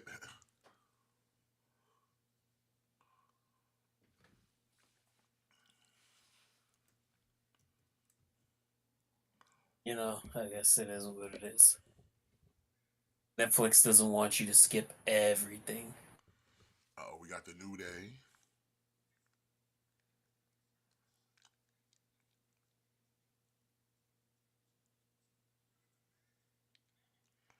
They won a title match at WrestleMania. That's what I'm talking about. WrestleMania tag title.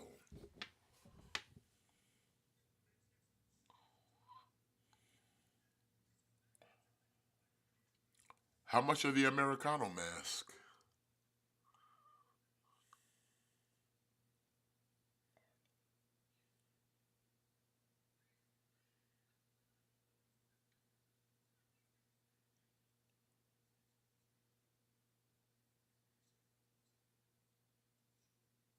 Uh, Alex, no, I didn't see Gable Steveson lose. Like I heard that he lost, but I didn't really watch it to any degree. What did Gable Stevenson lose? Like he was doing some kind of like wrestling tournament or something like that. Mm. Like not our wrestling, like real wrestling. Oh, okay. Oh, so he went back to the Greco. Yep. I mean, he wasn't doing nothing over here in WWE other than getting booed out of buildings. Mm-hmm.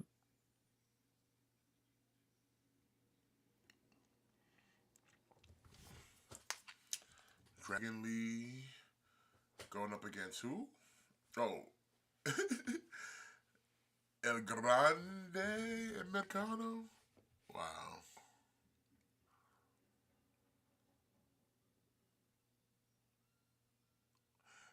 Bro, he comes from the Gulf of America. I love it.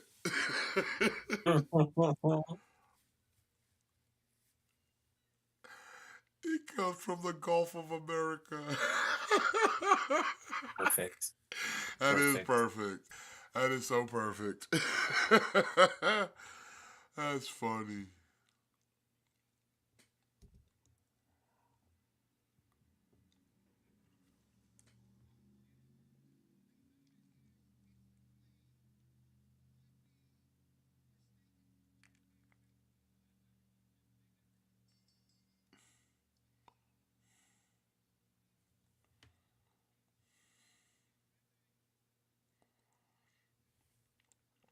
El Grande Americano.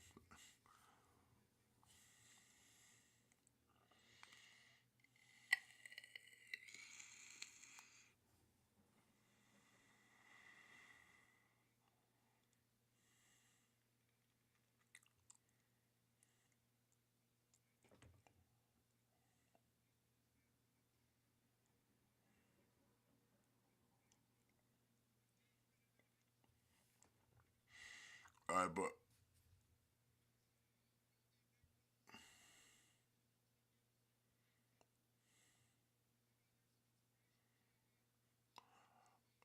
though I do want to know what is the end game for El Grande Americano though. I honestly couldn't tell you. Like I thought the whole thing was he wanted to beat Penta. Like wasn't that the whole thing that Chad Gable couldn't beat any luchadors? That's what I thought. So now I don't know. Because now it seems like Penta's just moved on, like he's doing something else. But I don't know, like I thought the whole thing was Chad Gable was gonna go learn how to defeat luchadors, but now we got whatever this is. Yeah, we got the alter ego Americano over here.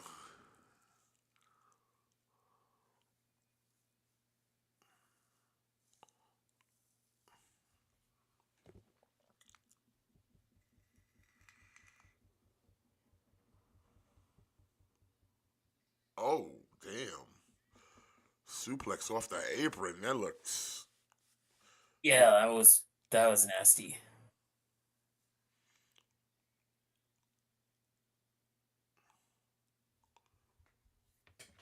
Yeah, that's a bump. That's a bump. That's a bump. That's a bump.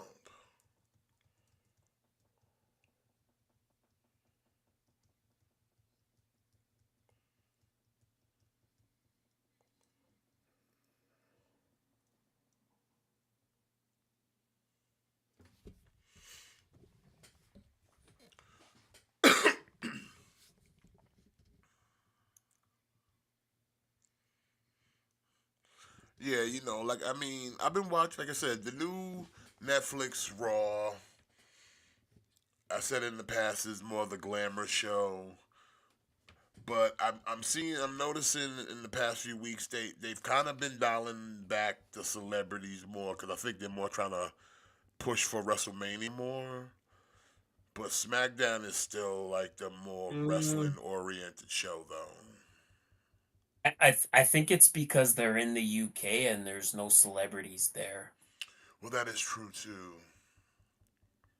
Like, well, like there is, but like But I mean, they're like I said, they've mainly been kind of, unknown like I to said, us, right? Like, so they're not gonna they've been kind they're of not gonna bother highlighting. they've been kind of dialing it back a little bit since like WrestleMania really kind of got in full gear of like starting to book matches after Elimination Chamber. Like I said, they still have Yeah. less matches on Raw, but it's been less wasted of time with all that other promotional nonsense.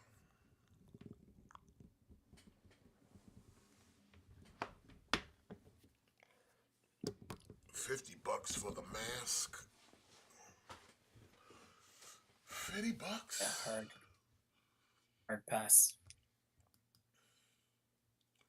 Oh no. Could be good.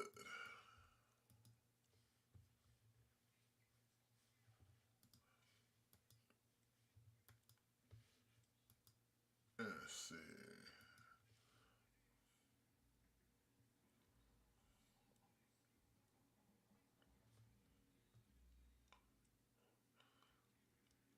Oh, they do other masks? Hold on now.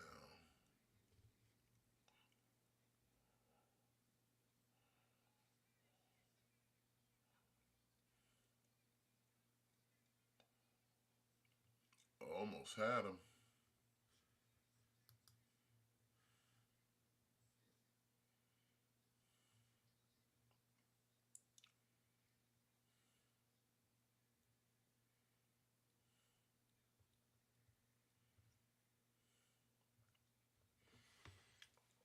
What's Americano gonna do?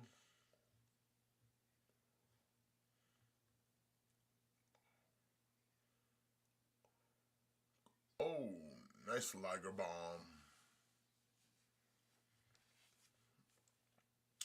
But cannot get it done.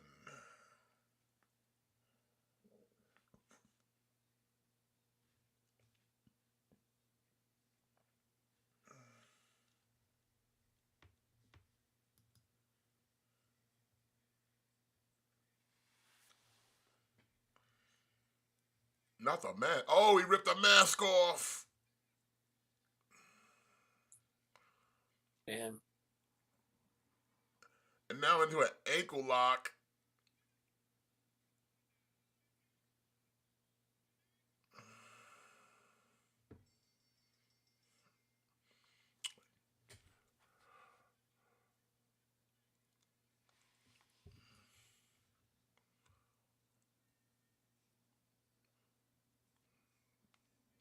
Dirty pool.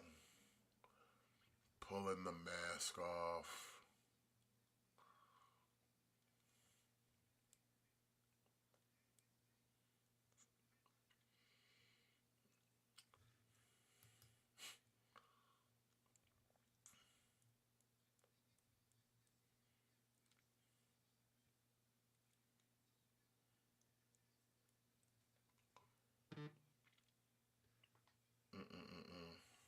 You hate to see it. Mhm. I mean, it looks cool, but I don't know. Like, I mean, I would rather have a different. Like, I mean, it's a cool mask, but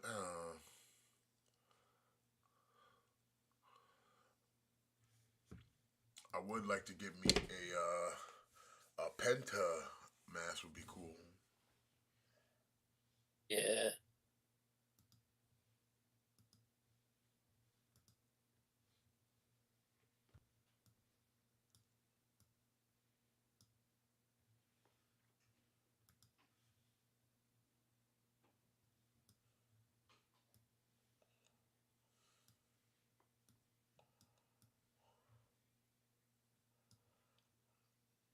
Legends and Future Greats.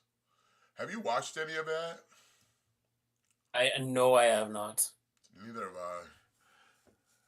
I still haven't even watched any of the Evolve yet.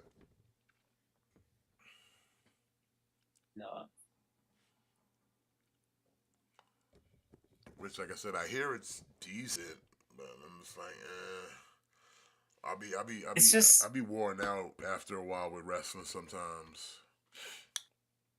it's just like I'm gonna sound like a this is gonna maybe kind of make me sound like a dickhead or whatever. Like I don't want to see a bunch of nobodies. Like I'm sorry. Like I don't want to see a bunch of nobodies. Like I'm not gonna waste my time with that.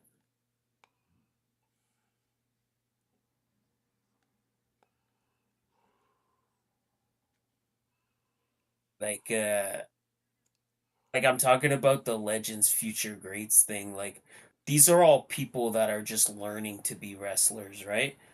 Pretty Like much. when you're an actual wrestler and it's proven that you're good to any degree, maybe then I'll watch. Until that, like I don't want to watch a bunch of nobodies. And the thing with the Evolve, I kind of like I don't know. Like again to me, like it's just a bunch of like indie guys.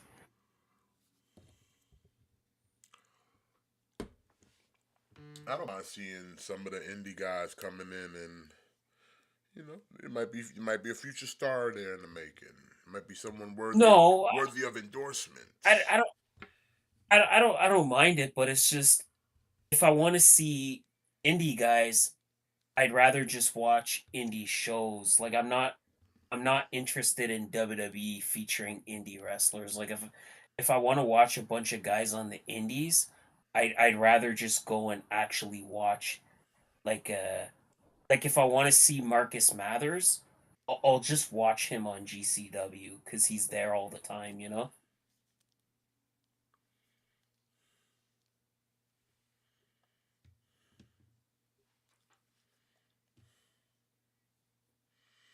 I will say this Marvel Legends Cyclops, they fixed it where the piece that comes with the attachment, even if you don't have it in, like it doesn't look weird like the last time they did it. So it still looks good without the visor in. It just looks like the eyes aren't red. So it's almost like he's almost about to get ready to open up on you. That optic blast effect is pretty cool. Yeah, it is decent. Like I like that it comes with like two Gojira, pieces that it's got like the end piece where it's like it looks like it's hitting off of something. yeah, like I definitely think that's kind of cool. Uh, I think Cody and John Cena should not touch until WrestleMania. Agreed.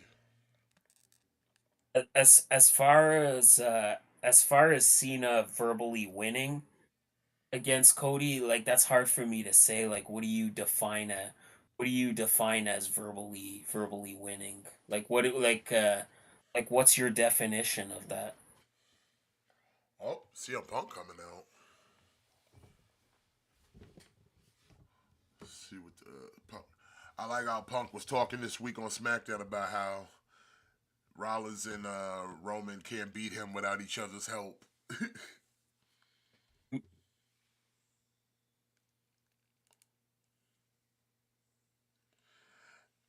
I'm almost kind You of know, maybe thinking because Roman's in this match that this match might main event a night almost because it's Yeah, I'm Roman thinking. Reigns and it's CM Punk, and it's like CM Punk's been crying about getting a WrestleMania main event, but it's like it's not a title, but I feel like this match is definitely getting like main event billing.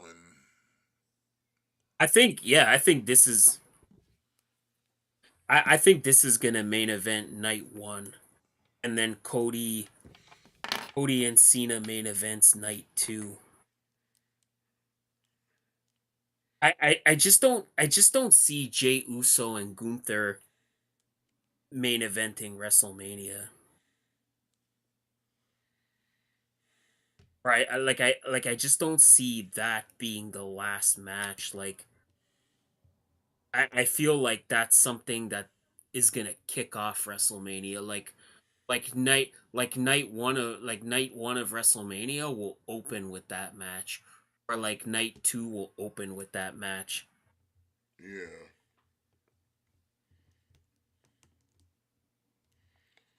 Because like I said, Punk's whole thing is I need the main event WrestleMania, but it's like you're in none of the title matches, so you definitely ain't main eventing that. But you are Yeah. you're in a match with like the guy that main evented WrestleMania for like what the past 4 or 5 years, and I don't feel like they're just gonna bump him down to the bottom of the middle of the card this year. Yeah, that's what I think. I think that triple threat ends up being the main event of night one. Like I said, I can't see Roman Reigns being in the middle or the beginning of the card, even without Definitely not. even without the title. I think that's a way to make everybody happy because now CM Punk gets his main event spot, but he doesn't have to occupy a title match.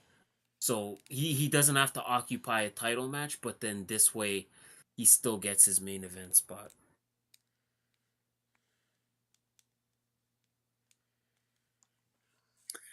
Okay, Cena has walked away twice with no rebuttal to Cody's response to John burying the crowd or building WrestleMania.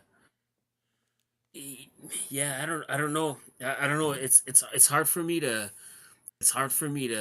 when you're talking promos, it's hard for me to say like who won and who lost.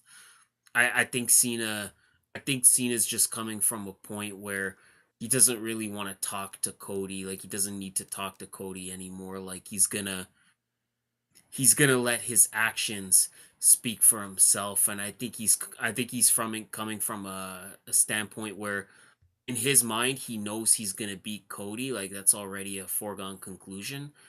So he doesn't need to waste time verbally sparring with Cody because he's just like, hey, I'll just wait till WrestleMania.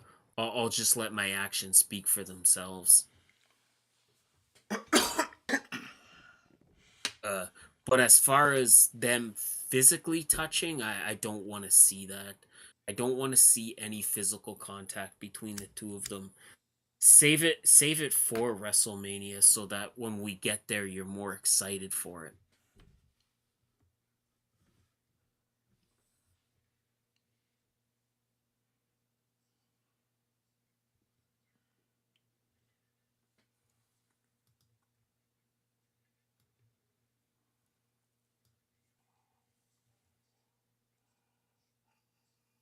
Fucking Steph's place. I'll definitely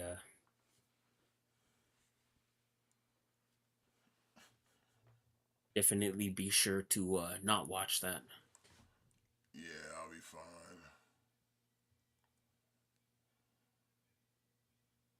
fine. Yeah, I don't know. I could be totally wrong, Gojira. That's just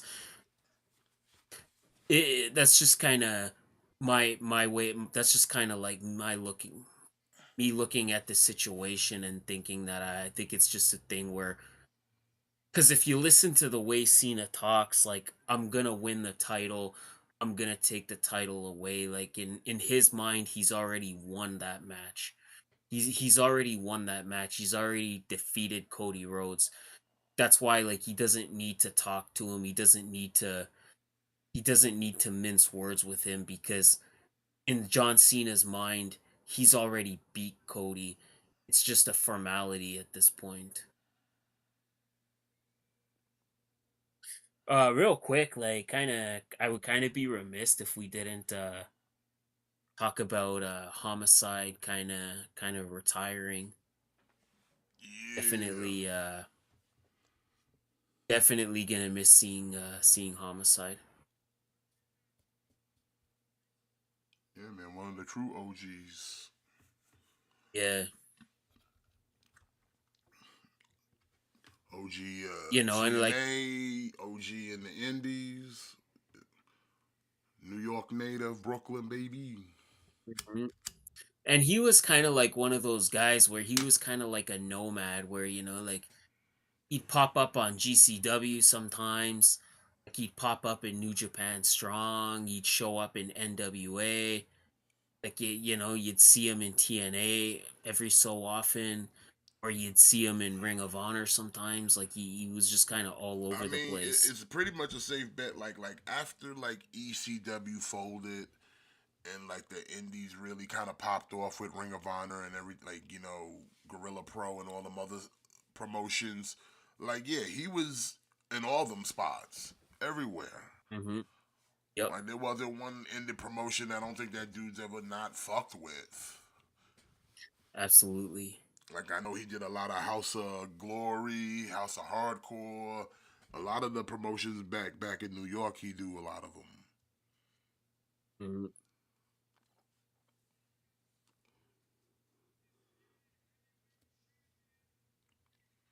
But you know what? Listen,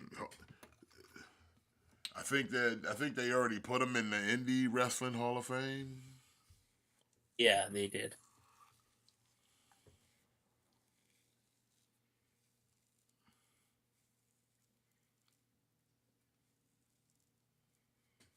It's always sad too. It's always like sad because when it's like someone has to give up on their career because of injury, like it's never fun.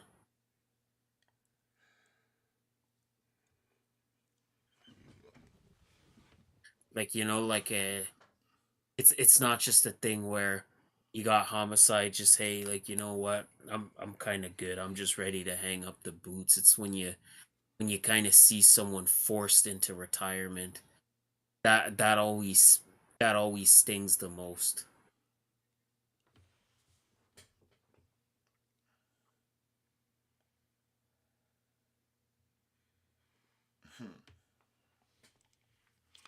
I still feel like But CM Punk might find a way to use his favor from Heyman to sneak way into a title match somewhere.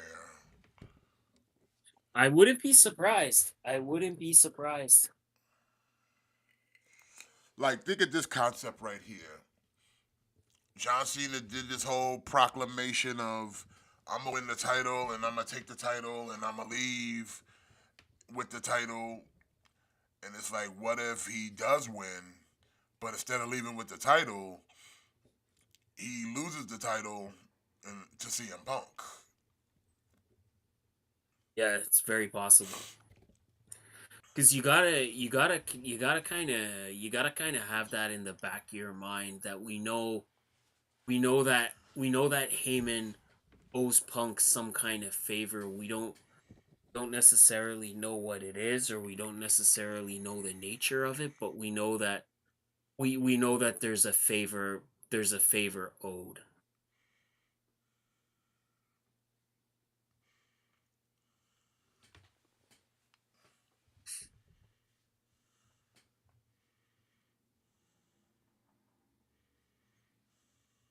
Or and no, that might be too wild.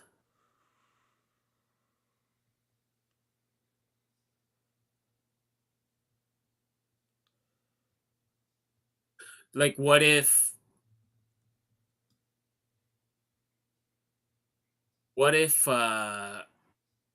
like, let's say Gunther and Jey Uso kicks off night one. What if Punk gets added to that match, and then let's say he gets added to that match, and then let's say the triple threat main events night two, that match now becomes for the title. Maybe.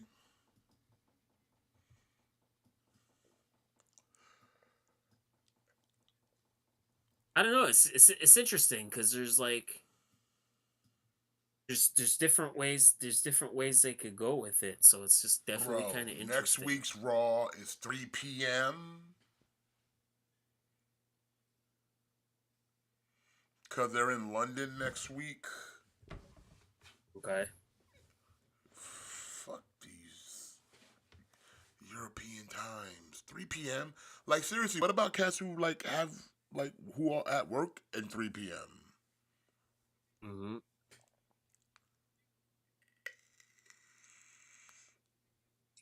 Yeah, I'm definitely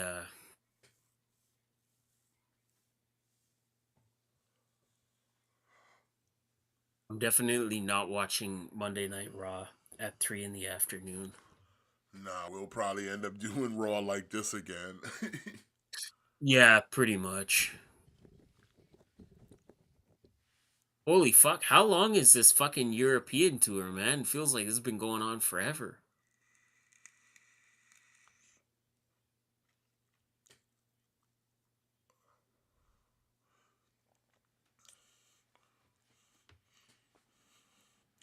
Like I said, I understand we gotta go live on Raw, but it's like still.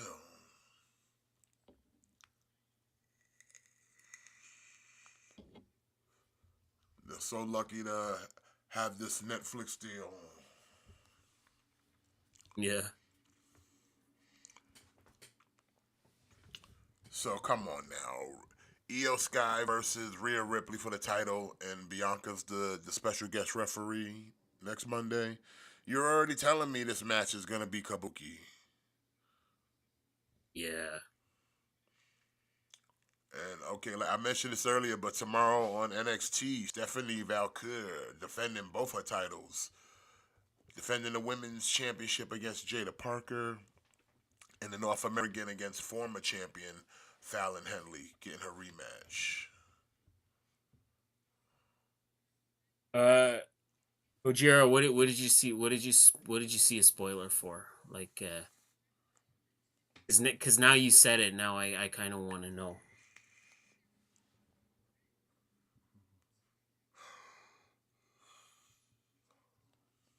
You saw a spoiler for like next week's Raw or something, or for SmackDown or something of that nature.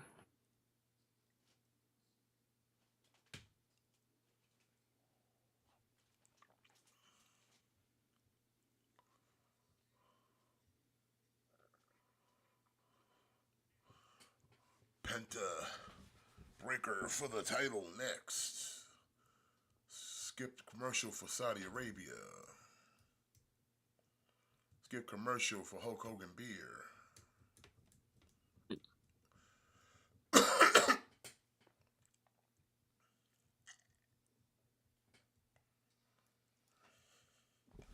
Here comes Penta. El Zero Miedo.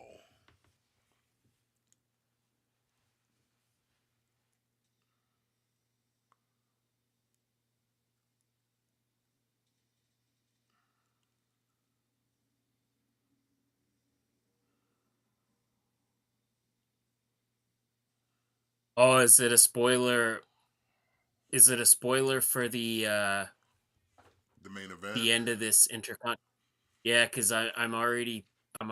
If that's the case, no worries because I'm already past the main event. Oh, you finished them? You finished Raw already? I just finished it. Yeah. Oh, okay, yeah. I just started watching the main event.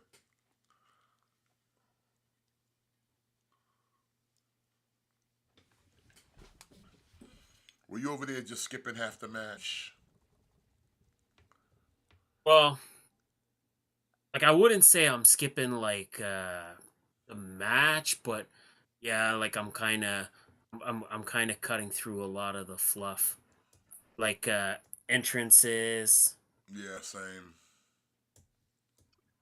Uh, why did Zelina lose to Piper? Cause all she really does is lose. She kind of stays losing. Plus, they're trying to prop up that whole Chelsea Green in her cabinet thing, or security. Like I would be more surprised if she won something.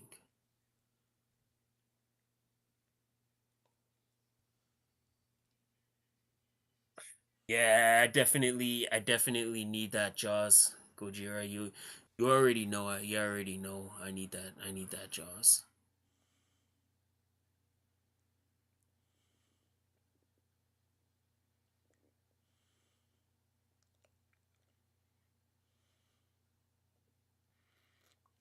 Oh, really? Okay.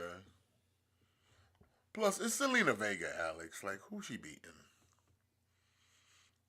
Like Yeah, they haven't built her up to do anything since they went to Puerto Rico. Okay. that's right. She's been nothing but an LWO cheerleader, and if she is in a match, she ain't winning the match unless she's unless she's like adjacent to somebody of higher standing. So she wins by proxy. Yeah, like that's what I mean. Like I would be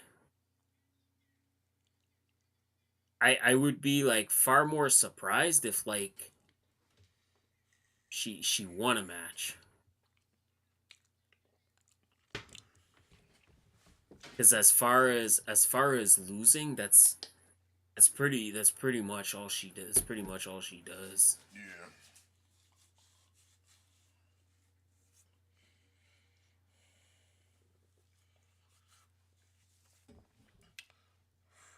Freaking Braun Breaker, man.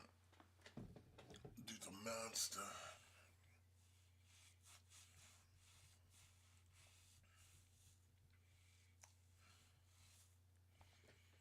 And Dominic and Carlito come out.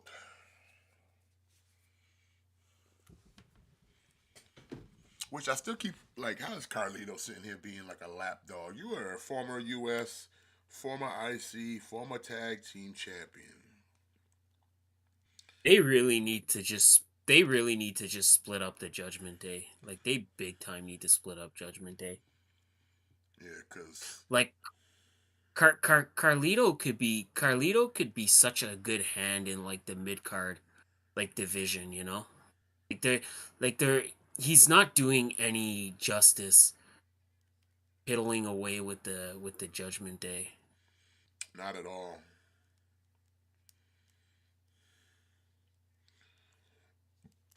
Like I said, he's literally just cannon fodder, which is sad for like a guy of his caliber, and he's still in good shape. In fact, he's in better shape than he was when y'all last had him. Yeah. And we're now just a lackey for Mid Morgan.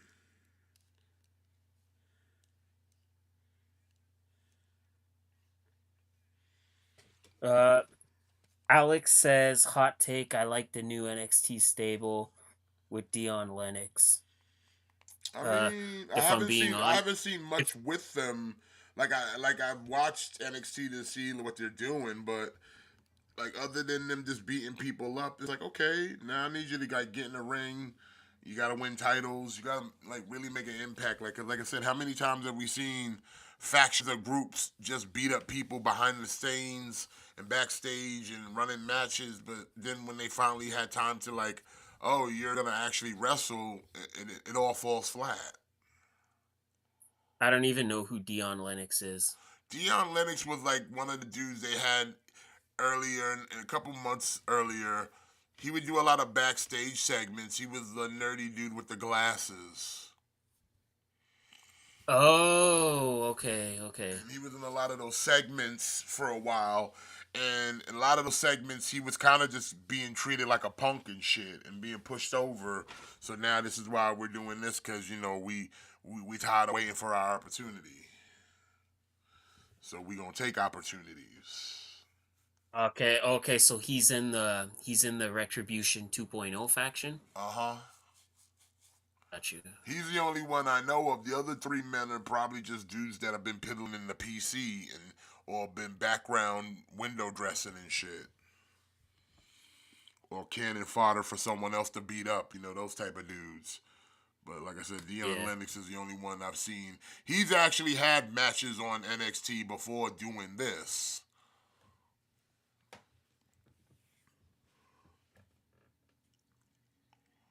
So it's like, yeah. I mean, yeah, Retribution 2.0.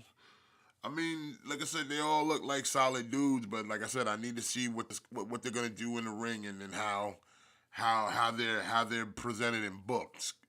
Like I said, right now, Shawn Michaels is cooking on female driven gas, because like I said, 65% of the shows is female driven on NXT right now.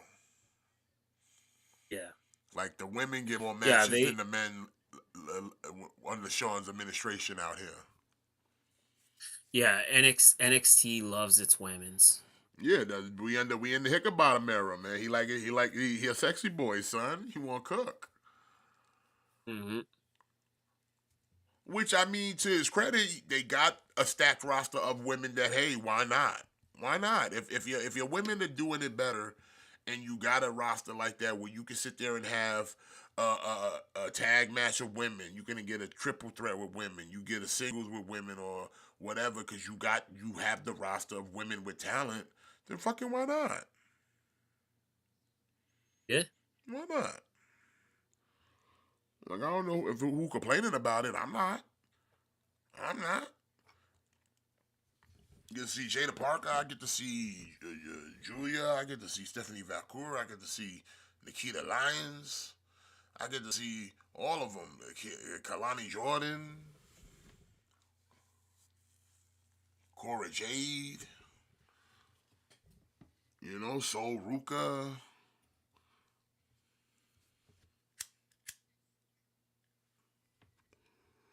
Cause like I said, the dudes is fine. Like they get their time in on NXT, but like I said, the women right now, like I said, they on the Hickenbottom, man, they cooking.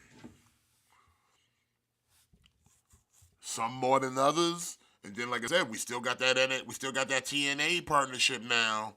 So you know, listen, I don't know if you watched TNA Impact this past week. I mean, I did not. well, if you remember Sacrifice, we got new Knockouts Tag Champions in Ash and Heather by Elegance. That's right. Spitfire came in trying to. Oh, come on, Dominic. Oh, bullshit. Okay, so much for that. Kind of figured that was gonna happen. Because you don't want Penta taking any L's, and you don't want Yeah, Braun pretty taking no much. L's. So you know, just have an all-out smosh. Yeah, pretty much.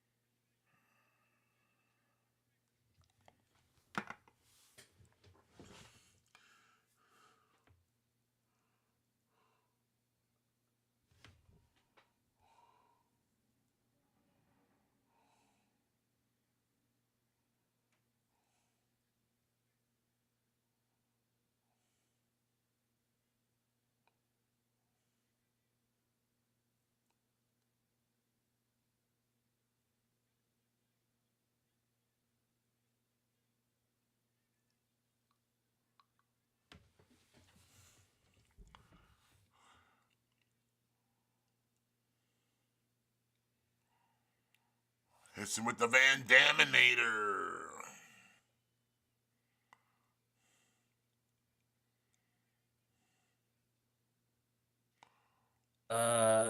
Did I see the Mutiny storyline in 2K25? I can honestly say I have not.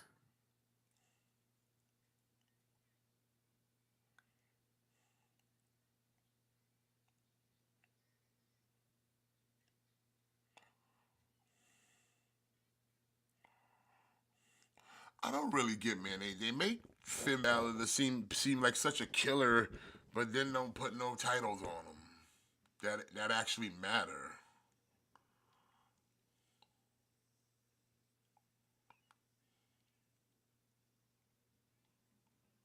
Yeah, I don't know. I don't know what it is with Finn. It seems like it seems like they're like afraid to do anything sort of substantial with him. Yeah, but I mean, he's been healthy though. Yeah, I don't know. Like he's been doing the best work of his career. He's in the best shape of his career. Like it just seems like there's just something where they don't want to let him go to the next level. No, it's perplexing there. But yeah, that's Raw. Believe it or not, hey, we still did like same time. In fact, I think we cut a half hour. I mean, like I said, when you kind of trim the fat, you'd be surprised quickly you could get through a Raw or a SmackDown. Yeah, for real though. Like sometimes I'll like watch TNA and like I'll just fast forward until I see something I like. Or like NXT, like I'll just fast forward the whole thing, and if I see something I like, then I'll stop. But if not, I'll just literally skip the whole thing. But I was saying before about TNA. So like I said, Spitfire came out, wanted to get their rematch for the Knockouts tag. They get interrupted by Jakara Jackson and Lash Legend Metaphor. So they crossed the line, and they want a shot at the Knockouts tag. But then we get Tatum Paxley and Gigi Dolan also showing up, also wanting a shot at the Knockouts tag team title. Like I said, the female roster on NXT is so stacked, they now have to kind of just send some people to fucking TNA. Because the women roster Like is I don't know, like stacked. but like then again the question is there not anybody in TNA that wants those titles?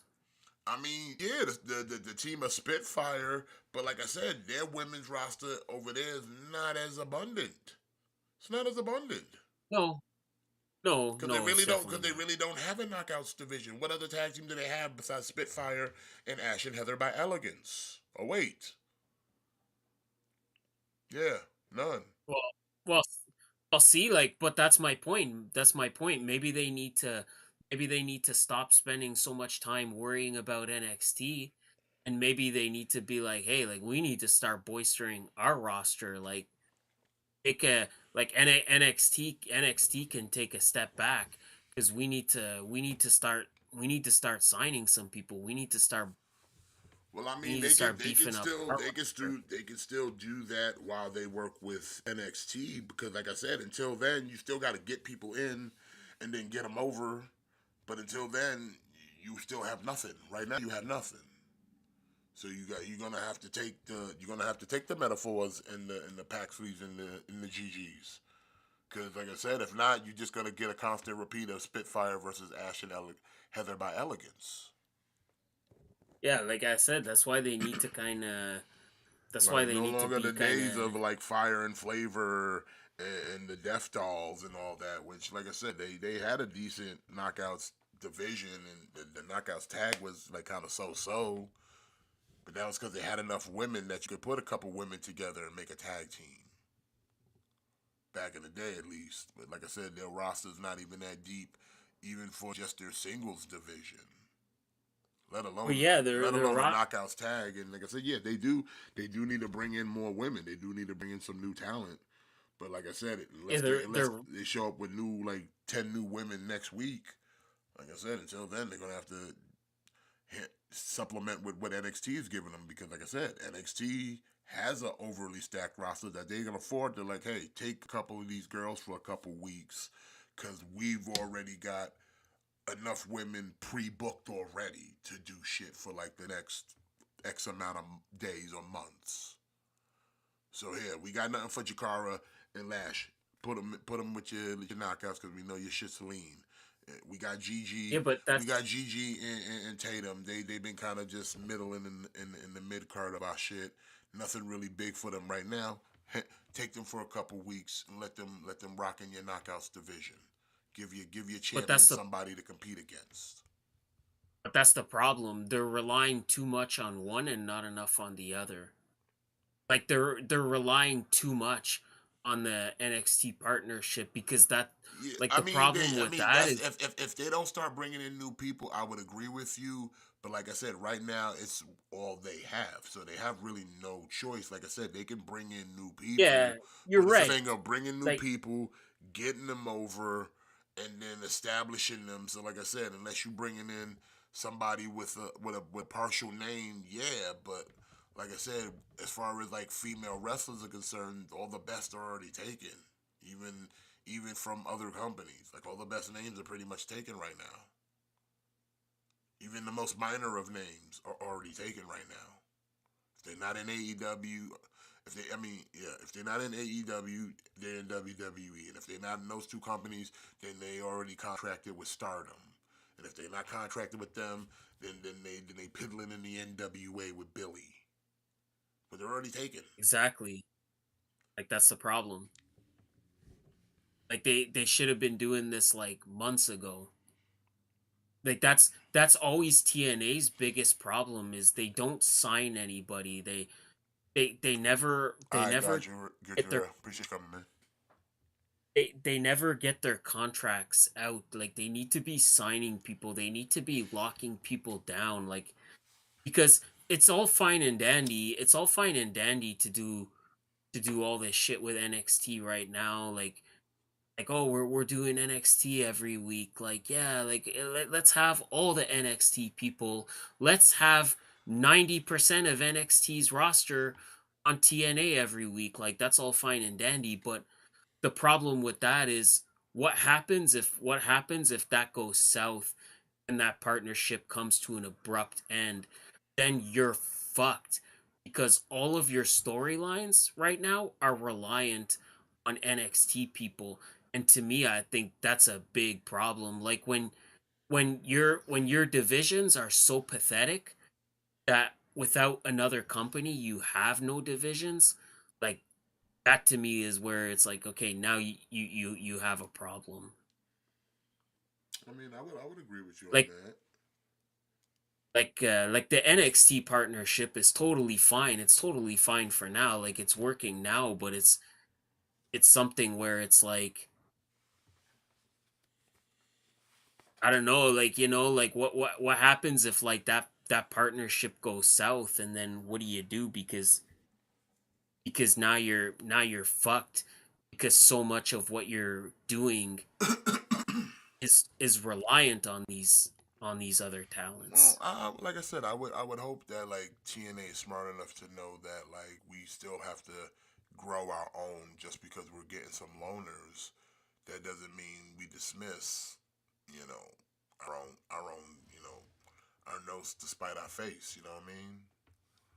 Yeah, like it can't be like one or the other, like it's like gotta I said, be. But I feel like that type of thing is a process that you just can't do overnight. Like you just can't throw a person and be like, this is a new star, love them, get them over, and then push them to the moon. So it's like until we can sit there and kind of bring someone in with a partial name or one of our own to groom, WWE has an abundance of people who they are not using themselves.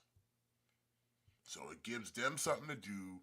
It gives our talent something to feed off of other than just repeating the same match over and over, because they've already exacerbated Spitfire versus Ash and Heather by Elegance already. Really, they have. They've done that match on pay-per-views. They've done that match on TV.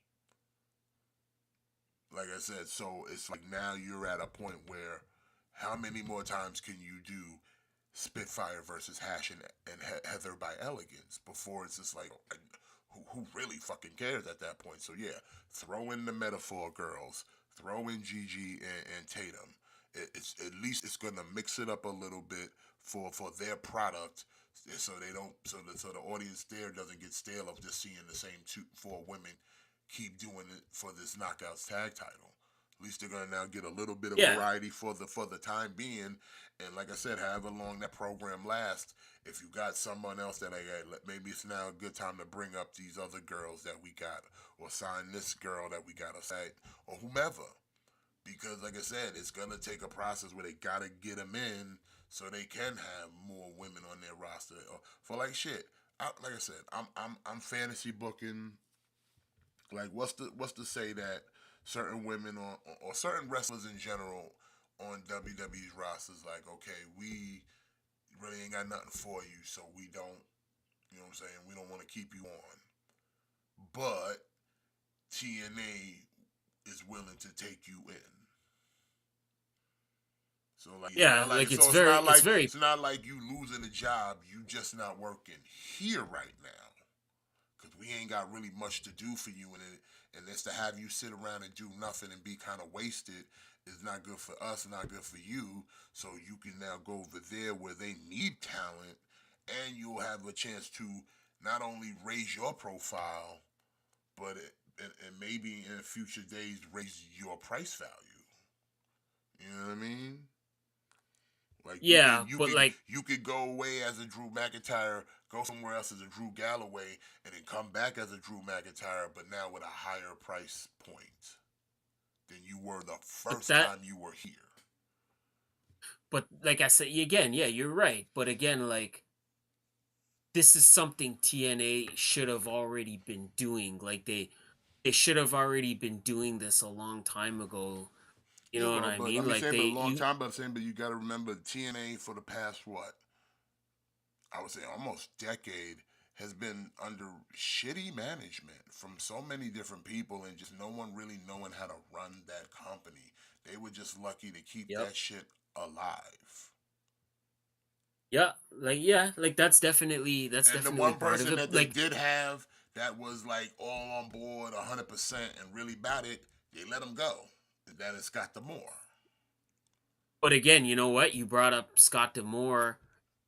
Perfect example. Like the next point I'm making is like I was reading an article where it's saying that now Maple Leaf Pro is gonna start signing people to exclusive contracts because they understand that, like, yeah, like that's what it is. Like you have to sign people, like you have to lock people down, like you gotta protect your assets. You want people to come to your shows and you need some marquee names. Like if it's not guaranteed that person's gonna be there, then there's no guarantee for me to buy a ticket and show up. You know, so Like I said, like it's great. It's great, like the NXT TNA partnership. Like it's great right now because it gives people different stuff that they could do, and it's a great way. Like if somebody's not getting any play on TNA, they could go and do something on NXT or vice versa. Like all that is great, but the position that TNA is in, if let's say if that partnership comes to an abrupt end, NXT is just fine. Like NXT is a-okay. But the issue is then TNA is so reliant on featuring NXT talent right now that they would be completely fucked. And I think that that's not a good thing. You know, so it's great to go on. No, what were you gonna say? No, I was just reading Alex's comment. I'm like, you know what, by 2028, you might be right. TKO might have full ownership of TNA. You never know. You really never know. Yeah. You know, like I said, this deal with TNA and WWE is a multi-year deal. So, like I said, that means both companies are in constant communications, and I wouldn't be surprised at some point TKO makes Anthem an offer like, how much you want for this? How much you want for this in the library? Like how much? It's very possible. It's very, We'll very take it. possible. We'll literally take it off your hands right now. We'll take it off your hands right now. We'll turn it into a goddamn third brand if we think it's necessary. If we think the brand itself has any value, we'll keep it on. It's very possible. So I wouldn't be surprised that at some point during this TNA WWE partnership that there isn't some form of negotiation of like, yeah, how much you want for it? Like, how much are you making off of TNA right now? Because I know Anthem, you probably took a lot of loss for this company because it really was dead for a lot of years. TNA, people forget TNA is the fucking wrestling company that could, because it was literally dead. Mm-hmm. Like you couldn't tell me there was a point where you couldn't find where TNA was airing. That shit was literally on a TV guide channel. You know how bad your shit gotta be? You on a TV guide channel? Yeah. Like you literally, you're one step away from being followed up by an infomercial. Like, you're a paid product at this time. Like, for real. I remember when they was like, we on Pop TV. Like, what the fuck is Pop TV? And then I look, Pop TV's goddamn TV guide channel. And I'm like, you serious? So you mean to tell me I can watch wrestling and also know what's coming on and what time Law and Order SVU come on at the same time? Shit, what a world we living in, man. Mm-hmm. Yeah, because like I said, it was a good time. Once TNA left Spike TV, I think I didn't watch that much TNA after that because it was hard to find it. It was on Destination America, and that was barely on anybody's cable company because that was a new network itself. So it wasn't in everybody's provider. So it's like, again, you went to a network. It's like, you might as well just be like Ring of Honor, because Ring of Honor used to do that same shit where they was like, oh, we're with the Sinclair network, and like no one had the Sinclair network. Yeah, like maybe not so much for like Ring of Honor back then, but definitely like that era for TNA. It was almost like you almost had to jump on a boat if you wanted to watch TNA because like nobody had that network. Like that like TNA certainly was not airing in Canada at that point, so you either jumped on a boat or you didn't watch TNA. Yeah, so it was like they made it impossible to watch. It was like those are one of the two shows like I didn't see a lot of like I can honestly sit and say the only time I saw like a full Ring of Honor is like I was at like my uncle's crib and he had satellite that had Sinclair. And I was shocked because I was like, oh shit, Ring of Honor? Like, what? I'm like, I thought this was fucking legend, like fucking unicorns and shit. Like, Yeah. and I sat there and I watched that shit. I was like, all right, this shit good. Like, it's like, yeah, it's good shit. Because I said I never really got a chance to really watch the true Ring of Honor until then. Because like I said, there wasn't no Sinclair around. It really was that like sparse. Like, it was like, I'm like really sparse. Unless you was out there on the internet or tape trading, like, you wasn't catching none of this. That's why I be laughing when people act like they was like, yeah, I was watching all the Ring of Honor. I doubt it, bro. If you live, like, you could tell me what state you live in, and I can already tell you wasn't. You could tell me what state you live in, like where you live. You tell me you lived anywhere in the tri-state area, you're lying. You didn't see no Ring of Honor. That shit was nowhere to be found. You live anywhere in the southern region, you wasn't watching Ring of Honor unless you had that one particular satellite company. That was it. And most people out there were rocking still with cable companies. So you can't be telling me you was out here with the satellite. Like, cut it out. And like back then, like jumping on a boat was not a thing. Like the internet was back then, like the internet was not what it is now. Yeah, it wasn't as powerful as it is now. Yeah. And you had to know like, somebody to know someone who had those type of hookups to like, yeah, I got that torrent for the movies, I got that torrent for the fights and all that other shit. Yeah. So it's like, yeah, man, don't try me, son. Like I said, trust me, your boy was a wrestling fan like that I was looking. That's how I know shit was like, nah. I was out there looking. Like, where can I find these wrestling shows? And it was like, oh, not here. Where's this one? Oh, not here. Not available on this cable. Not available on this one. Not available on Dish or this satellite. Like, yeah, no. I was that wrestling nerd that I went looking. I went looking. Because I wanted to watch Yeah, it. it was I wanted to watch. it was definitely a different time.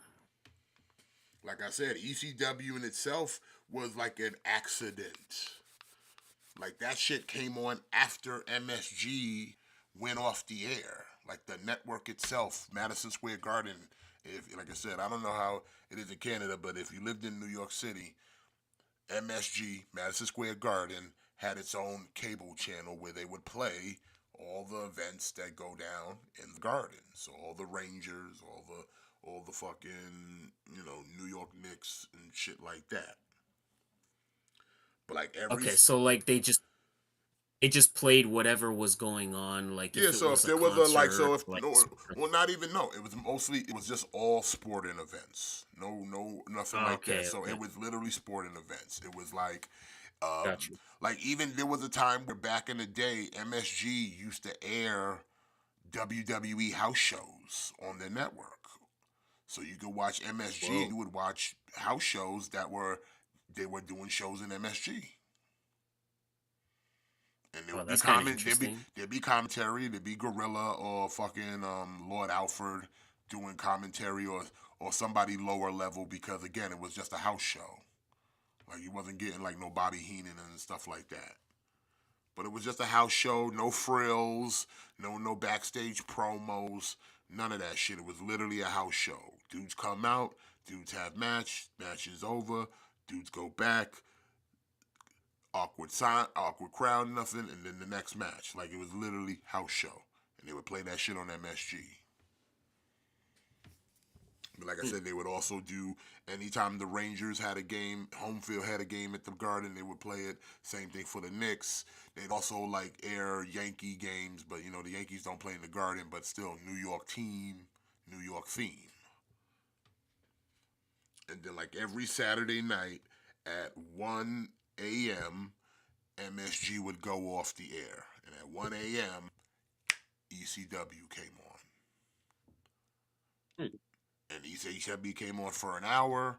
After ECW went off the air at 2 o'clock, then it was paid programming for the rest of the night. So literally MSG gave ECW the last time slot they could possibly give them, where they literally like were off the air. And the thing about MSG is sometimes ECW wouldn't air because if a game ran late, they're not preempting the game for ECW. They would just keep running the game. And ECW just had to take that L. And like it didn't come on later on afterwards or nothing. It was just, no, you didn't get it. You didn't get it. It was just like that's it. There's just I guess there's no ECW this week. No, there was some weeks there was no ECW. And me and my mans used to be pissed because like, what the fuck, bro?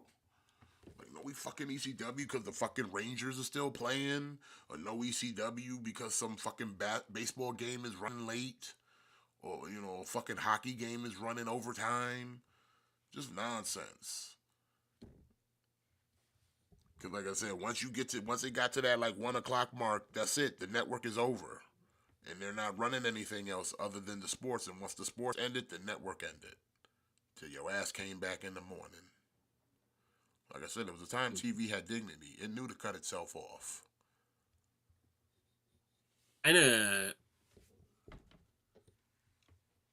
We're kind of venturing into like a different like thing here, but do you kind of miss when TV was just kind of like that? Yeah, because it gave you an indication of, all right, it's time you watched enough for the day. Like, go to bed. Like, I'm gonna make sure that everything on here is so unwatchable, you just gonna go to bed or you just gonna fall asleep trying to watch it. It's like I sort of remember I sort of remember being a kid and like remember Saturday morning cartoons? Like that was like an event that you looked forward to that. You were like excited for Yeah, that, because you know? as a Like kid, you spent a whole week in school doing homework and bullshit you didn't want to do, and then yeah. like Saturday was the day that you knew you could wake up. You didn't have to go nowhere, and it was like a shit ton of things that you enjoyed waiting for you, and there was no pressure to do anything because it's Saturday morning. It's Saturday morning. But it's No one's really working. Parents and stuff weren't really working on Saturdays, so they sleeping in. And like I said, it's just a lazy day. Saturday's a lazy day. you know what I mean? Like now with streaming, it's like we've sort of lost that. Because now everything Bro, is just streaming. Like you I just go used to watch it be whenever like I you said, want. I'm that kind of adult that I never got into the whole oh you gotta wake up and watch like the news and all that shit. I'd wake up and watch cartoons before I go to work. That's right. Yeah, that's right. Me And too. it would make me kind of sad every Saturday, like when as an adult, like when it was like, man, I'm an adult now and I got Saturdays because I remember what Saturdays felt like as a kid. So I'm like, damn, Saturdays as an adult should be better because not only do I make all the rules, but now I got a little bit of money, so I could do shit. And then you wake up and Yeah. it's like, and then like the first thing I would do is like turn on the TV and it's like cartoons are dead now. There were no more cartoons, and I was like, damn, this is sad. Like, sure, there were cartoons like, the Cartoon Network and stuff like that, but the cartoons that used to come on the major networks were dead now. There was no more NBC cartoons. There was no more CBS cartoons. There was barely ABC cartoons. At that point, and this was like early 2000s, they were only like running a handful of cartoons and like still doing Power Ranger shit on that. And then like the Hmm. CW was still kind of running some Yu-Gi-Oh shit. So like I said, at that point, like I was like, damn, Saturday morning cartoons are dead.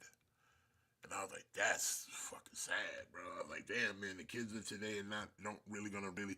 You can say, yeah, they got all this that they replaced it, but nah, it's just different. It had a different feel. It just hit different. Like sometimes, like sometimes because I still have cable. Like sometimes I'll just like put on a movie that's on cable just to like again like like remember it was the weekend and like maybe like Saturday night and you Yeah, don't you know had the what to Saturday night watch and then like HBO. You had the HBO movie. yeah like oh shit like Blade 2 is on tonight, like fuck yeah, like I'm gonna fucking watch it. Like I don't know, like I watched Black Adam the other night just because it was on TV and I'm like, "Oh, Black Adam's coming on? Okay, cool. Like I guess I'll just watch this." Like I could stream it anytime I want on Netflix and I don't cuz I don't want to watch that movie, but there was something about just knowing that it was on TV.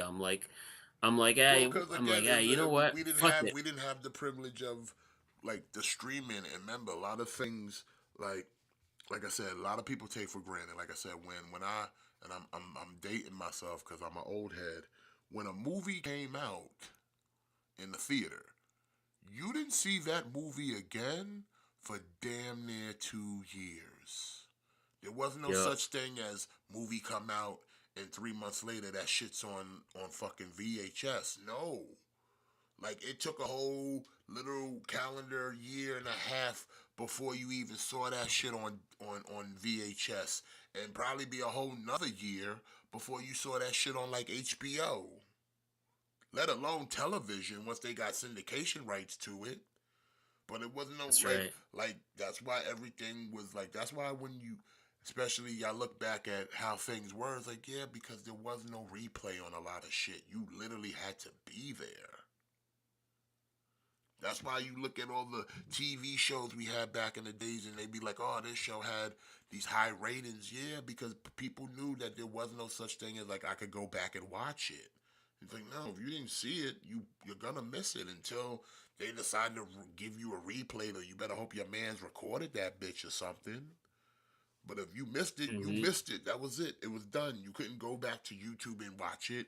You couldn't get clips from it anywhere. Motherfuckers weren't doing TV reviews about it. Like, you was just asked out. You was just asked out. Yeah.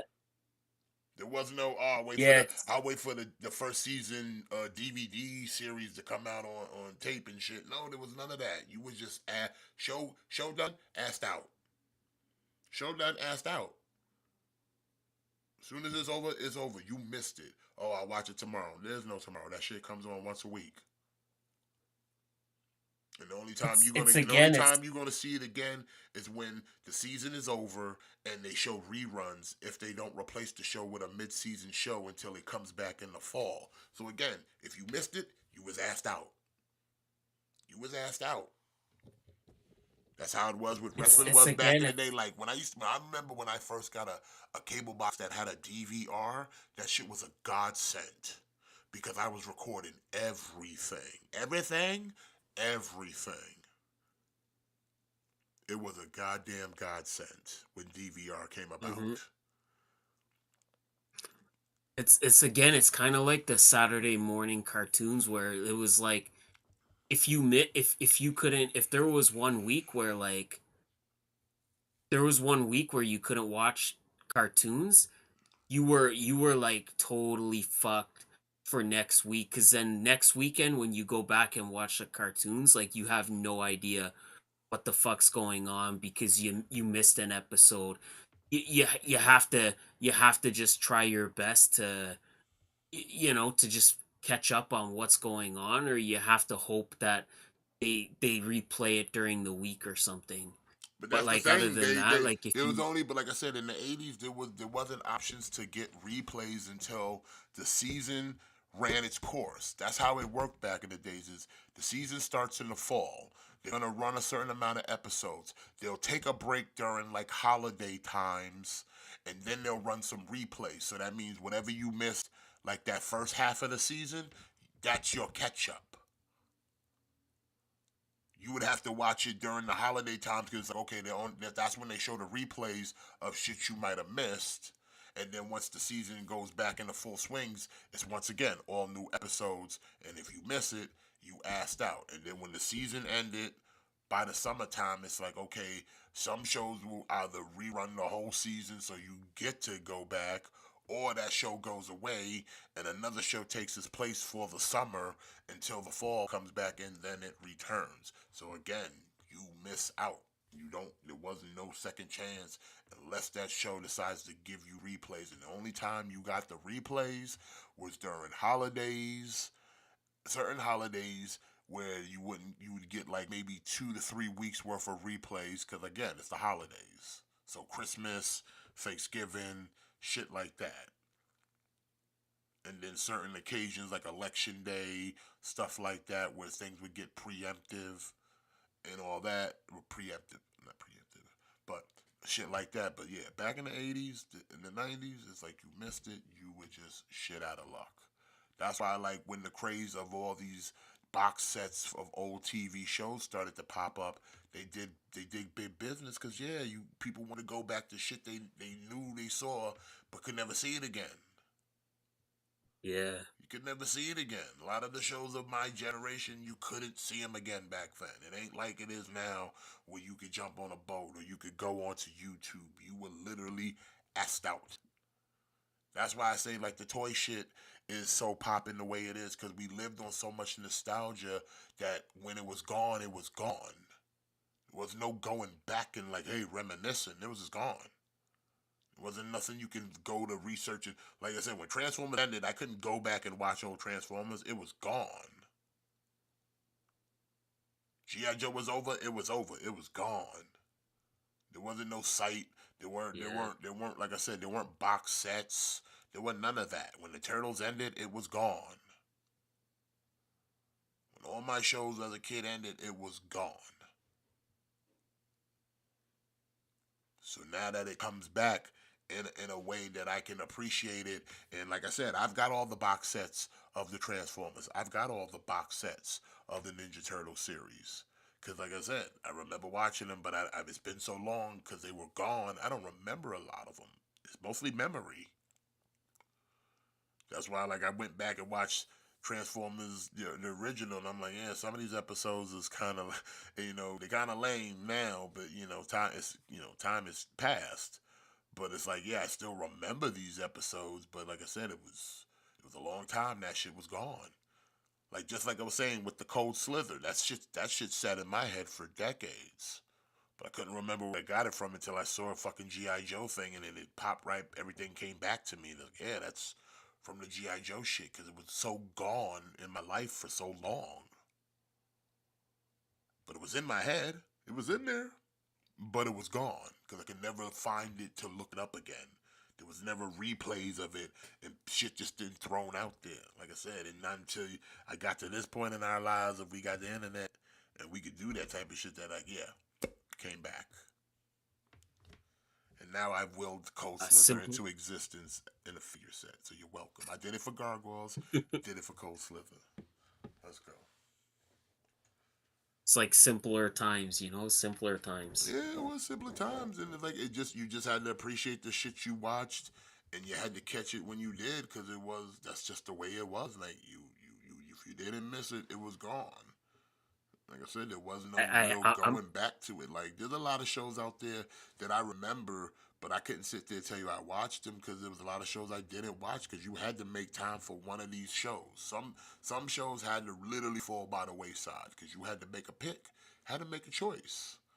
It's like, are you watching Cheers or you watching Simpsons? I'm watching Simpsons. You watching this or you watching Cosby Show?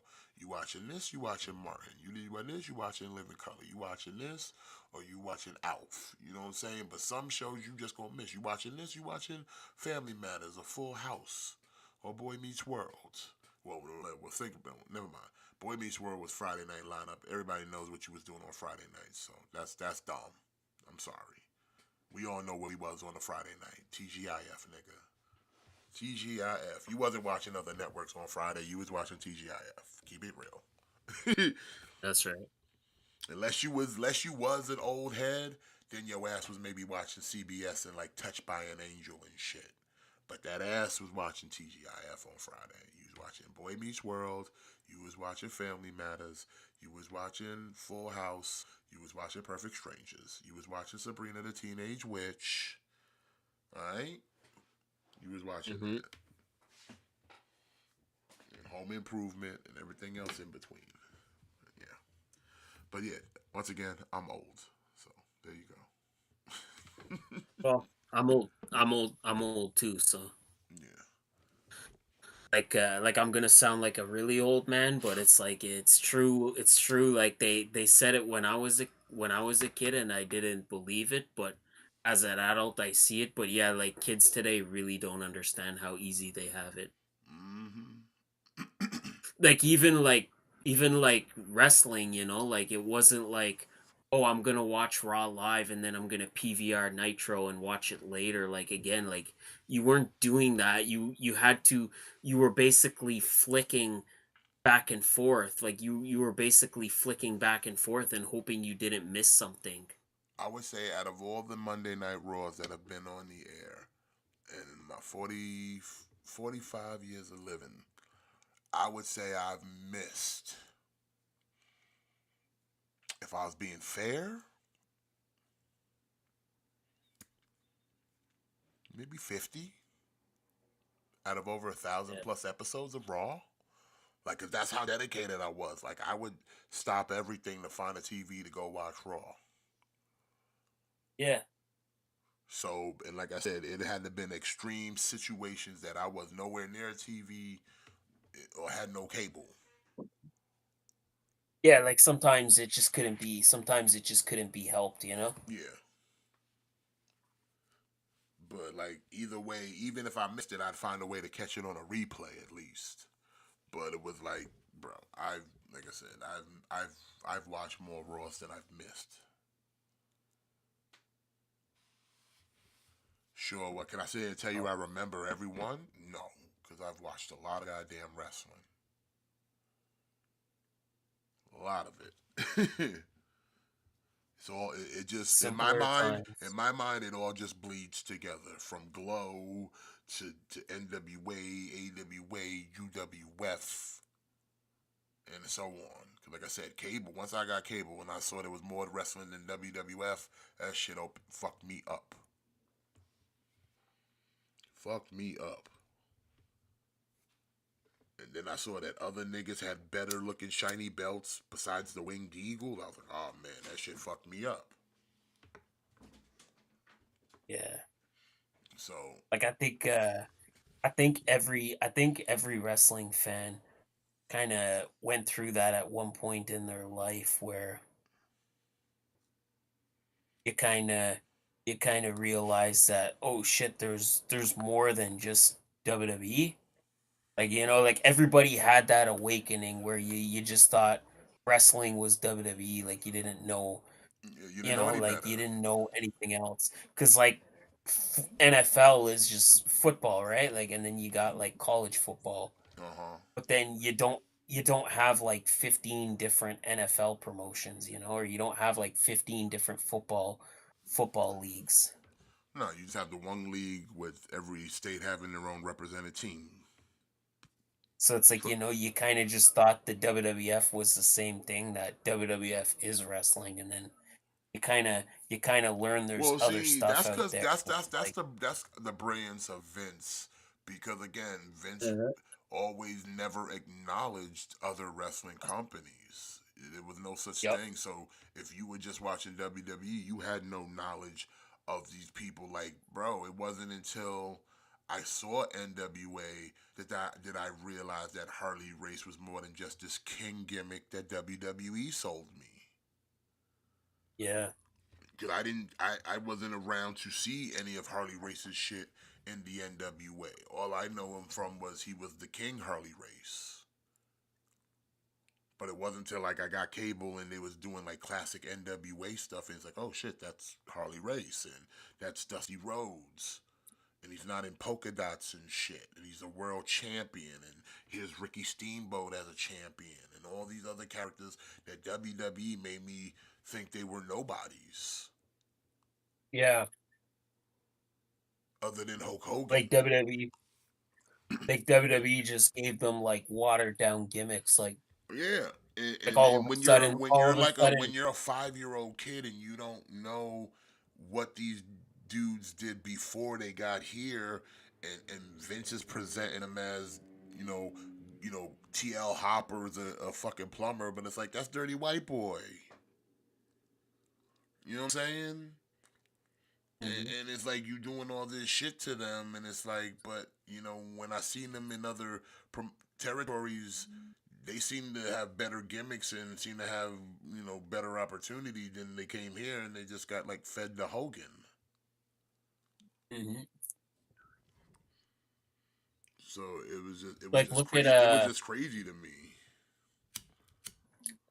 look at Terry Gordy. Like he was like a killer every promotion he stepped into, but then he goes to WWF. Okay, you're gonna be the executioner, and you're gonna fight the Undertaker. Mm-hmm. The same thing with the Undertaker. I remember when he was running around as Mean Mark Callis, and then I'm Yeah. like, hey, what's Mean Mark Callis doing over here now? Why are you calling him the Undertaker? I see a zombie now. Yeah. And like for me, it was like I was a kid. I'm like, no. But then when he did that whole rope walking, I was like, that's Mean Mark, because I was like, that's the only big ginger I ever seen do that shit at the time. Old Booger Red. Mm-hmm. But it was just crazy, man. And then it's like to see them come back with new gimmicks and shit and all that other stuff, and then they'd be a different name somewhere else. Like I remember when I was watching Harlem Heat when they was still the Ebony Express. Like I said, 80s, late 80s and early 90s was crazy, especially when cable came around. And like I said, TBS changed my life. 605 Saturday nights,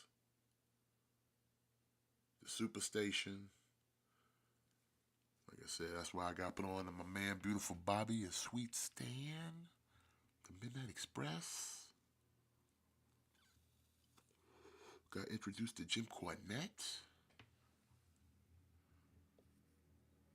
So the Road Warriors, yeah. the Horsemen, Magnum TA, Nikita Koloff, Lex Luger. Simpler times. Simpler times. Mm-hmm.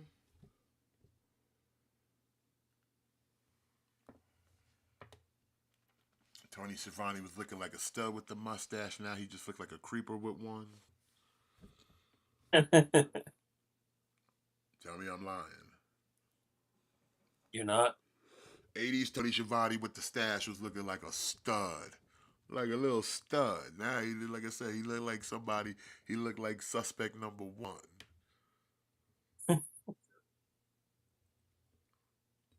Like standing in the line up. Read this line. Would you like some candy? Like,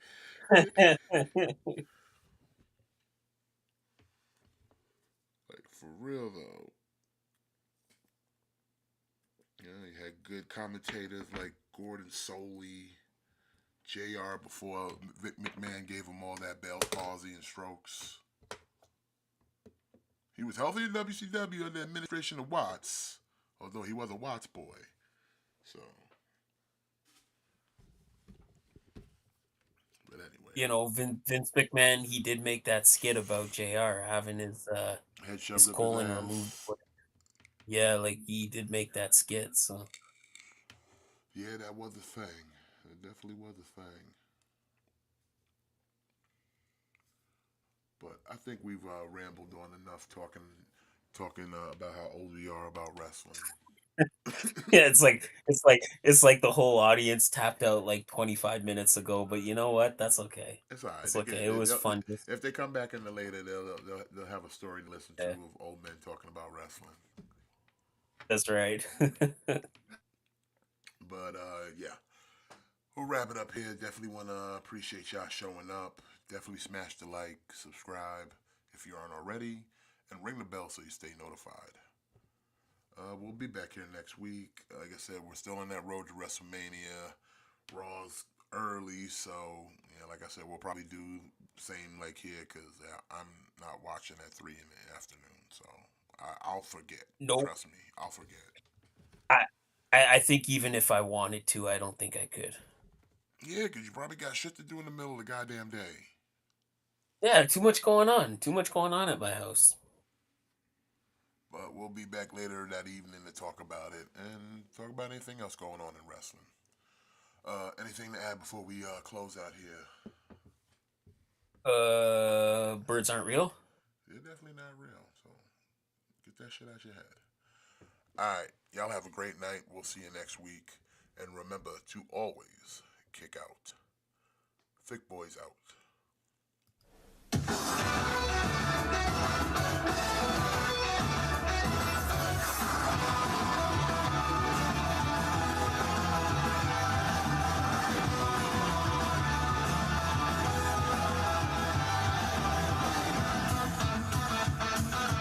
Time has come, I'm ready to go. Venturing into the unknown. Fire's inside me, must be unleashed. People talk nonsense all the day. Shampoo kindness, all they can say.